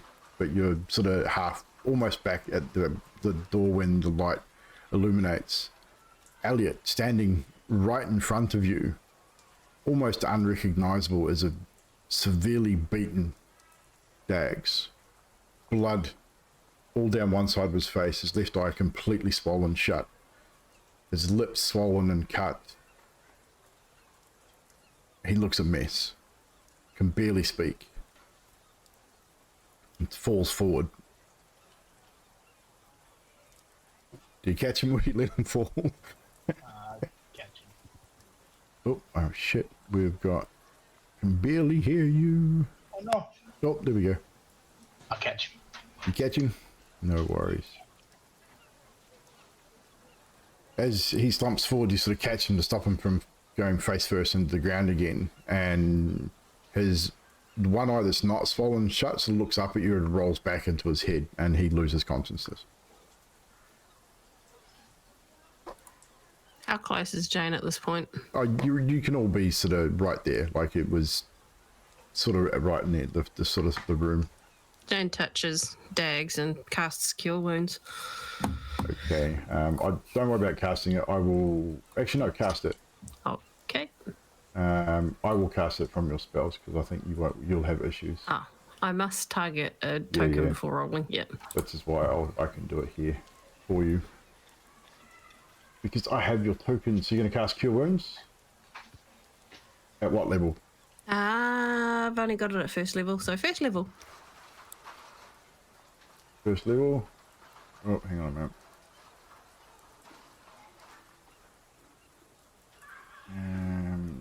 Target. Won't let me do it. I will do it manually because I know what it is. It is 1d8 plus spellcasting modifier. 1d8 plus your spellcasting modifier, which I think is a +2. +3. +3. Okay, so Wisdom. you get 11 heals for Dags. The wounds on his face start to dry up and heal, like his swelling starts to go down on that swollen eye. The few cuts and that around his lips start to close up. He's still not great, like he's still heavily beaten. He does regain consciousness, however. That eye sort of flickers open. His other eye's still quite swollen, although it looks like he now may be able to see out of it. And he just simply says, I think I pissed off the wrong people. And loses consciousness again. Jane, you've got his amulet, right? It's probably best you put it back on him just in case he regains consciousness and can be of some aid. It sounds good. I put his amulet back No on him. worries, he's enough done. I'll also reach down and just touch him and release 5 lay on hands. Cool. No need to worry about casting it. Doesn't cost you a spell, but you can. I think you should be able to remove that 5 anyway. Yeah. I believe. Easy enough done. Again, he's in and out of consciousness even with the healing that he's received. He sort of gains consciousness and takes a few deep sort of painful breaths. You can see the pain on his face. He's been severely beaten. As you look down sort of with him, Elliot, you do notice there's a piece of parchment poked into his armor as well. Grab that, and I'm like, 2 days in a row carrying a bloody and beaten companion. Let's get out of here before they decide to do this to the rest of us. Sounds like a good idea. Let's get him back to the manor. Easy enough done. Without incident, you move back through the tunnels, back up to the abandoned warehouse, out into Trollkill Street. I say, Dags gains consciousness enough that you can aid him to walk. Now you get him out to the light of the day. He is a mess. Like, he is a hot mess. He does stagger and trip, even aided walking, so it does take you a little bit longer to get back to the manor. So you're early afternoon by the time you return to Trollskull. Put him into his room, I'm assuming, into his own bed. Tend to him. I'm going to search him just as I put him down. I'm not looking to take anything. I just wanted to see if there's anything being planted on him. Okay, easy, because you got to remove his armor and stuff to help him into it. Because they've left his armor on him, or put it back on him, or whatever. Like, he's definitely got his armor on. You do so. You remove his armor, you remove his shirt, and man, when I say he's a mess, he's a mess. He's been cut up, he's been beat up. Across his back has been carved the word thief and murderer. Not deep wounds, but deep enough to leave him to leave scars. You mentioned a piece of parchment earlier, did it? Elliot's got that. True. Elliot's got it. Okay, sweet. Yeah. So you don't really find, he's not had anything planted on him, but it's very clear that a message has been sent. Looks like he really pissed off the wrong people. Might get one of the town healers to come in and tend to him, actually. this is a bit, above my. Oh no, I'll cure wounds him again. You'll cure wounds him again. Yeah. Easy enough done. Another cure wounds. It closes the wounds that are open. Again, not all of them, but even then, it's these wounds are going to scar, and there's going to be a lot of scars. Those words that are carved into his body, even if they're magically healed, those scars will remain. It's quite clear. Look at Xerxes, and I'm like, do you think we should get one of the clerics to come in? Before I answer, I take one look at him and I try and determine if he's being affected by poison in any way. That would be a medicine check. Let's get a medicine check from Xerxes. Not bad, not bad. 12. Doesn't seem like he's affected by any type of poison. He's just really, really fucked up. Like physically, he's probably lost a lot of blood. Looking at the wounds, looking at the bruising as well, he's probably got several broken ribs. He's got broken bones in his face. That's quite evident with the swelling and bruising around his face. He's definitely taken a severe beating. I don't suppose we should keep him like this. Perhaps sending for a cleric is the best option. I'll send one of the staff out to the nearest hospital, I guess, or healing rooms. There is, there's temples and clerics all over Waterdeep, Yeah. so easy enough done to send one of the staff members. It's going to take a little while for that to happen, but you can do that. Droplet, is there anything you're doing in this particular moment as Jane sort of leaves the room momentarily to grab one of the staff members to send for a cleric?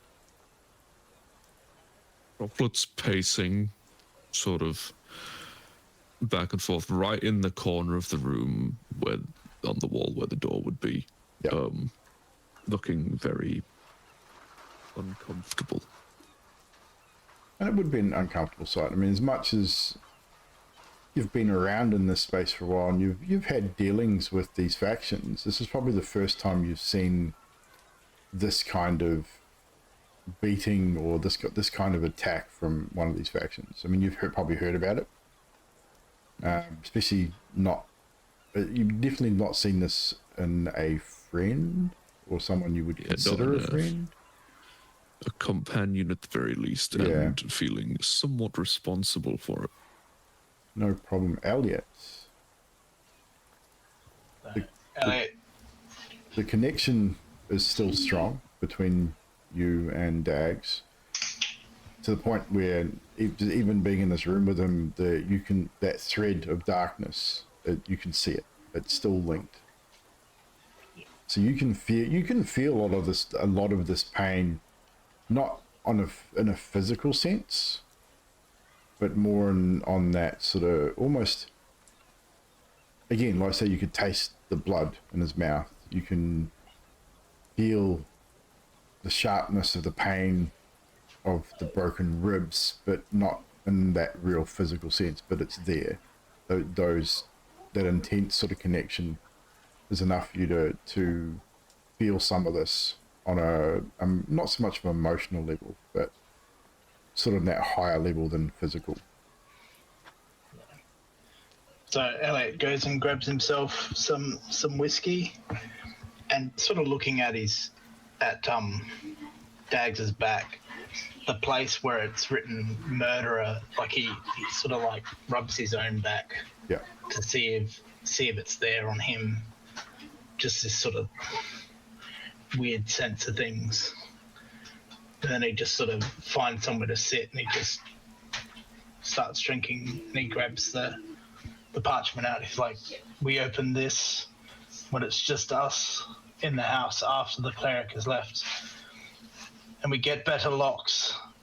It might not help, but we can't have this again.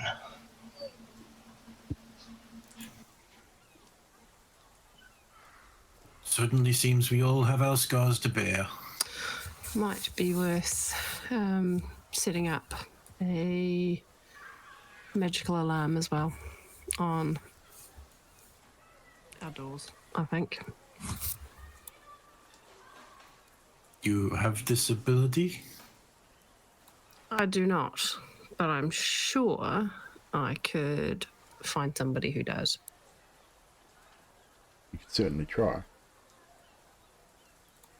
Money talks, man. Money talks. Don't have an endless supply of that either, but indeed it does. No, but you know, thinking outside the box. I mean, we could just set like a normal alarm. Get an alarm system put in. You know, those bloody goblins that like to squawk when people walk through the door.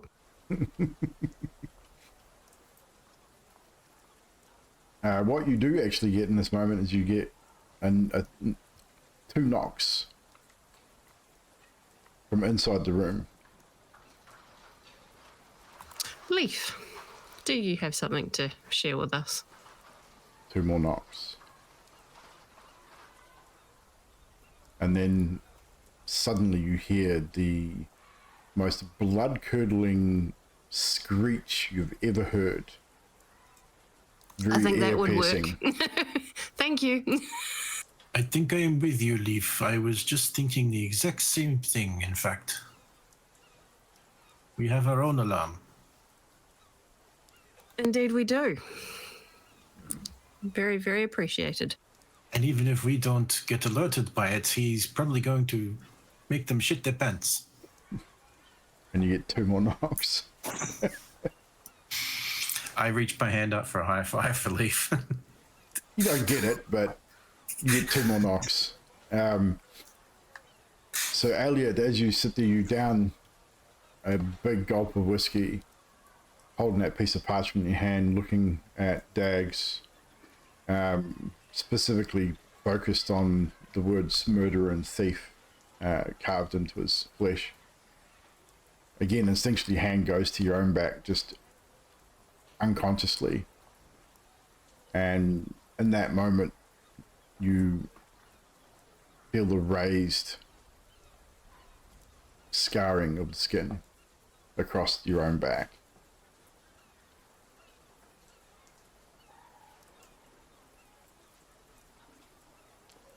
Can't tell what it is, but there's something there.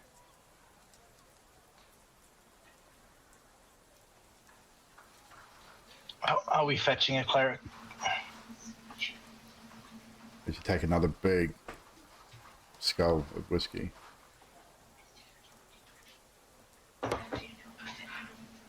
Okay.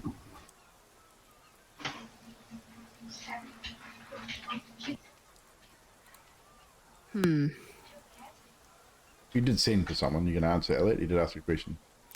I did send for someone. I sent for a cleric.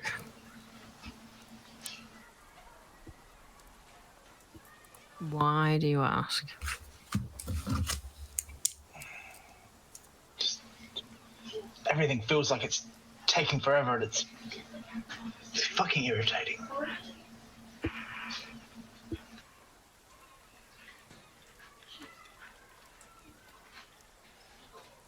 I'll be downstairs. I can't be here any longer.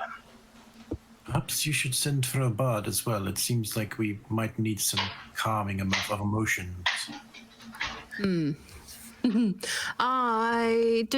we see the piece of paper that Elliot's reading? He's not reading it. Not reading it. I told you No. to look at it once the cleric has come and gone, and it's only us and that. Okay. Brain function. Pay attention. No. Writing shit down. Okay. Hopefully the cleric's not going to be too far away.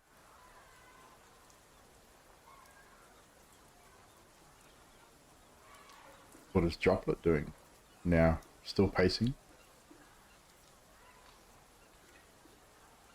The more agitated Elliot is growing, the more Droplet seems to just withdraw into the very corner of the room and sort of ball up. and this would be noticeable by Jane and Xerxes as well, as Elliot eventually does, bottle in hand, probably, I'd say parchment, folded parchment goes into his jacket pocket, and he leaves the room. You okay, Droplet?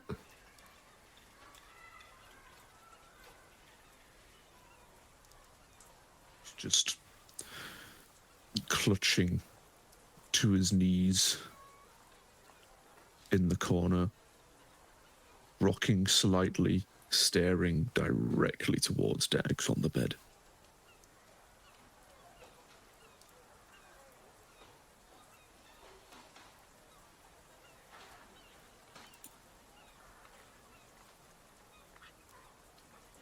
It's Sorry, what all was that? right. Carry on. It's all right, Droplet. I'm sure we'll bring him back to good health. And don't feel guilty about what happened. It might have been your blade that dealt the killing blow, but...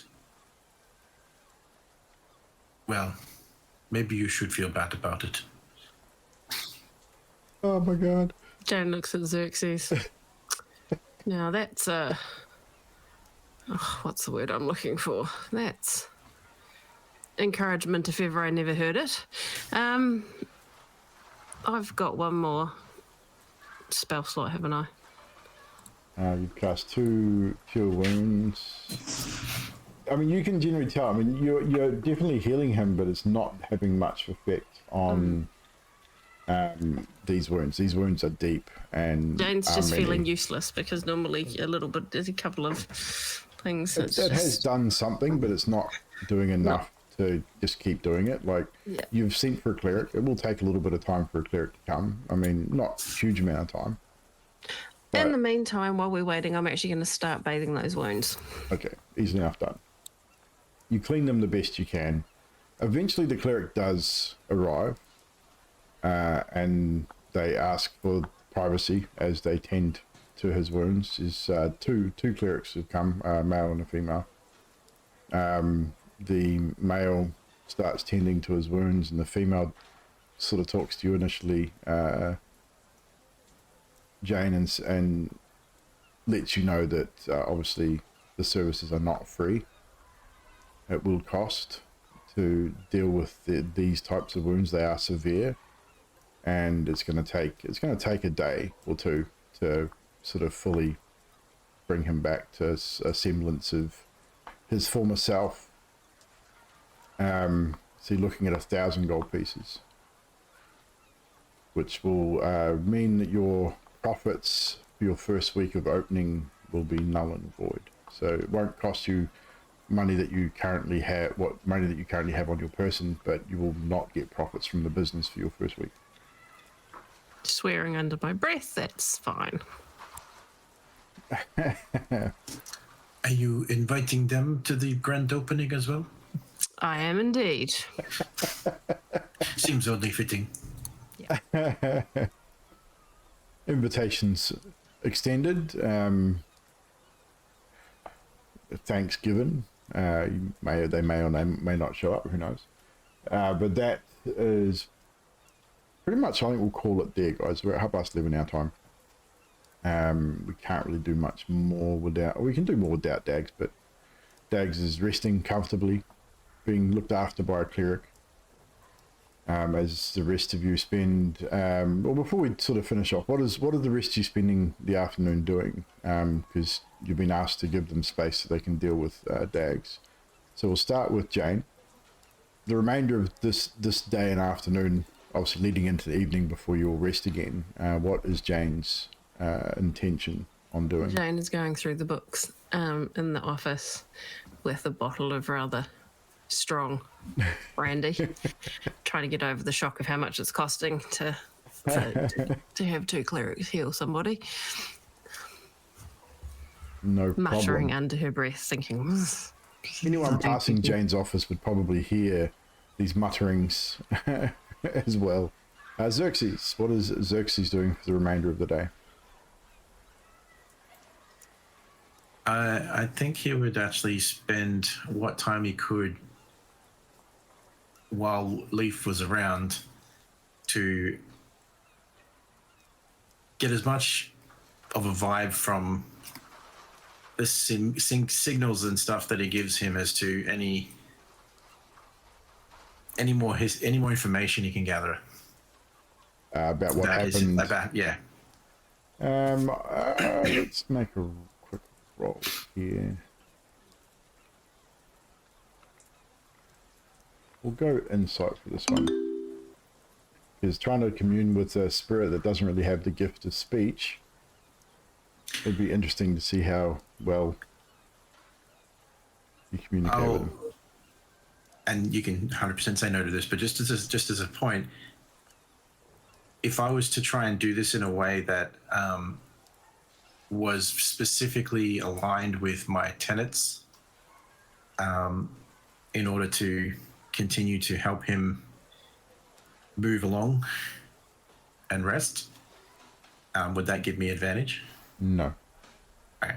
Because you're not really laying him to rest. You're kind of using him as a burglar alarm and get information. So unfortunately, yeah, you don't really get much more than what you already had. He seems that he was able to give you a location of Dag's for some reason, whether he is connected to all of you at this point and is able to give some information on occasion. You get the impression that after a while you lose kind of contact with him for a bit. Maybe he's expended what energy he has to communicate this day. It seems like it might be a little bit limited. Droplet, what do you do for the remainder of this day? Well, after the fuss of ushering Droplet sort of manhandling him out of the room. It would have taken, the cleric would definitely have done that as well. And everyone else having left, Droplet would have been sort of just stood outside the door looking in for a little while. Eventually that door would have been closed when the second cleric just looking at the closed door, just staring through, almost like shell-shocked. Until eventually he notices his sort of arm resting against his pockets, and feels something there that sparks a thought of something that was going to happen before. He gathers himself, takes a minute, resets his feathering, and leaves Trollskull Manor on an errand that I will message you. No problem. And Elliot, obviously drinking. So Elliot takes his whiskey and goes back to his room. He throws his coat over the mirror as soon as he walks through the door, so he doesn't even walk past it beforehand. And he sits at the edge of his bed and he drinks. And then when the bottle is empty, he throws it, gets up, rips the jacket from the window, and he says, I think you probably want a fucking thanks for this, don't you? A thanks for the bare fucking minimum. When it's too fucking late, I've given you everything I have, and this is what I get? I'm not gonna grovel.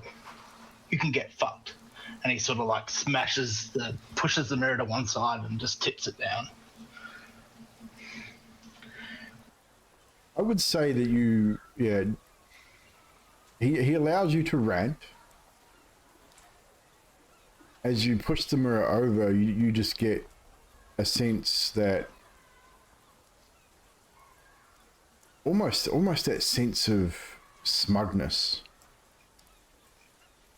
It just fills you, and it probably, I would say it would send Elliot into a bit of a rage at this point.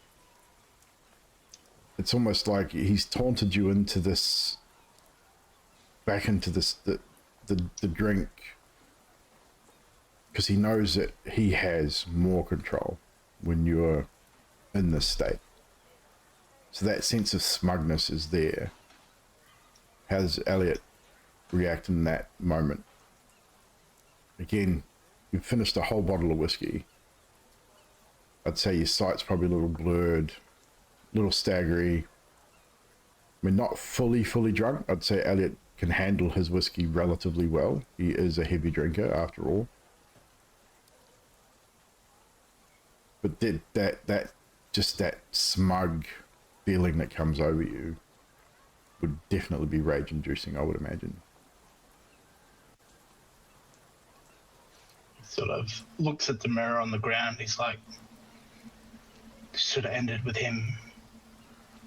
Like, fucking. Should have ended with him. And he opens the door and he just slams it, and he walks out of Trollskull Manor. Not on an errand, just out. just walking. Looking for a bar, perhaps? Or just walking? Just walking. Just walking, no worries. Xerxes, after getting frustrated that he hasn't been able to get anything, he just decides to leave Trollskull. Everyone's leaving Trollskull. Holy fuck. Everyone's invited, but nobody's staying. I mean, the grand opening's not for a couple of days, but I'm only joking, I'm staying there. oh, come on, that would have been funny. But that's where we'll call it, ladies and gentlemen, as Droplet leaves Trollskull on an errand. Elliot storms from Trollskull to get some air. Dag's being looked after by the clerics, healing his wounds, saying prayers over him as well, more than likely. Jane drinking, going over the books, cursing the 1,000 gold deficit, and Xerxes communing with the dead for some time before not getting any response and thinking, well. And eventually, I would say you would all eventually find rest, perhaps. I don't know what Droplet's errand is. We will deal with that on the next session, but I have the DM, thank you. We will definitely take that up on the next session and continue on that note, and we'll find out what Elliot got up to also in the next session, to whether he actually got any rest or not. But thank you, ladies and germs, for hanging out with us on this next episode 13 of Waterdeep Dragon Heist. Went a little sideways, thanks to Dill, because Dill not showing up gave me the opportunity to improv this entire thing, so that was awesome. I hope you guys enjoyed this little side adventure. And we will see you back here potentially, what would be 2 weeks from now, 15th. Are we all able to make it on the 15th of December? I'll pencil it in, I'll chuck it in the Discord, let me know if it does not suit. We will push it out, but the next Waterdeep at this stage will be on the 15th of December. We will see how we go. Hopefully Dill will be back with us. Hopefully he'll be a little better getting over it. He's got a UTI at the moment, which is apparently kicking his butt. So he's been not sleeping well, and then when he does sleep, he sleeps well, like really well. So hopefully he is feeling better soon. Thought of that. I'm not streaming tomorrow night. I'm off doing more D&D tomorrow night. Baz's house. Awesome. Love D&D. And I might do a bonus on Sunday, I don't know. We'll see how we go. But we have, before we do finish off, we will get a moment from each of the players tonight, starting with Droplet this evening. Mr. Neon and Droplet, a moment that stood out for you during roleplay and or story, or both. There were quite a few throughout the night, so being able to keep track of them all has been a challenge amongst creating more moments. But the one that stuck with me from the end there was a combination from Xerxes and yourself sticking his hand up for a high five, and she's like, "You're not getting one." No, definitely not. I mean, it's a ghost, man. Just me. I mean, you got a knock. I mean, that equates to a high five, doesn't it? And segue to Xerxes in that case, then, Mr. Sticks. It's hard to kind of pick just one moment. I think overall the session was just fun, just having to recuperate from the previous session for one. Definitely. Xerxes, and then dealing with the situation of trying to find Dags. So I think the recovery was kind of interesting to deal with. Yep, cool. Well, that's a moment. So that's all good. Jane, a moment from you before you fall asleep in a chair. Now, I thought, no, it was a good session. The whole lot was really good, but the thing that stuck out to me is like when Elliot and I are talking in the alley after I've come out of the house, and Droplets just kind of looking down at us, like, oh, okay. It's just what I saw in my head when you were having a conversation. Like, I just imagined Droplet just standing there looking at you, blinking. Like, I can hear you. I see things when you guys are having your RP moments as well, and it's like, sometimes you got to vocalize those things because they're funny. And lastly, but not leastly, the grumpy old man. Me, get off my lawn. I particularly like the fact that James is inviting, like, even the filthiest of bums to our grand opening. Indeed. And I really like D'Artagnan, and possibly because he felt familiar, but I enjoyed that character, and I'm looking forward to seeing him again. I had not intended him to sound like Silas. I really didn't. I knew you didn't, but I'm like, fucking hell, that sounds like Silas. I mean, I could have easily made him into Silas. It wouldn't have been a hard transition, but I didn't really intend him to sound anything like Silas. But it was kind of funny. Yep. But again, as I said, probably the highlight for me is just the whole session, because the bulk of it was improv. So obviously the going back to the Gralhund Villa with the druid finally actually using her skills as intended instead of just trying to eat people's faces. No, but to gain a little bit of information there. I mean, there could be more information to be gleaned from there. I mean, who knows whether you decide to go back there or not. I mean, that's neither here nor there now. I mean, we've got other things we can do as well. But having Dill not here, I thought, well, how am I going to... I mean, I don't want to play Dill's character for him. It's one thing I don't like to do is play his character for them in case I get them killed or it feels weird. So I try and play them as little as possible. I thought, well, I can use this in this moment and utilize the fact that, yes, you were seen in that moment. I did roll for that on that session, so Dags and Droplet were witnessed in that moment dealing with that Brigand Diarth operative. So I thought, perfect opportunity to have Dags be captured / kidnapped or whatever, and have you guys have to find him and bring him back. Now it also gives Dill a really interesting VOD to watch for the next session as well. But thoroughly enjoyed the roleplay as usual. Jane is coming into her own a little bit. Xerxes, new accent, brilliant, love it, great. And also Droplet's always fun.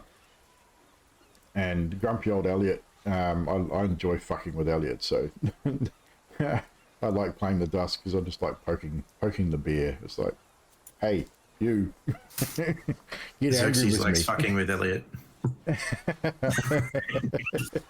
Usually Elliot would be all up for that, but yes, so well done, team. Great session. Appreciate it very, very much.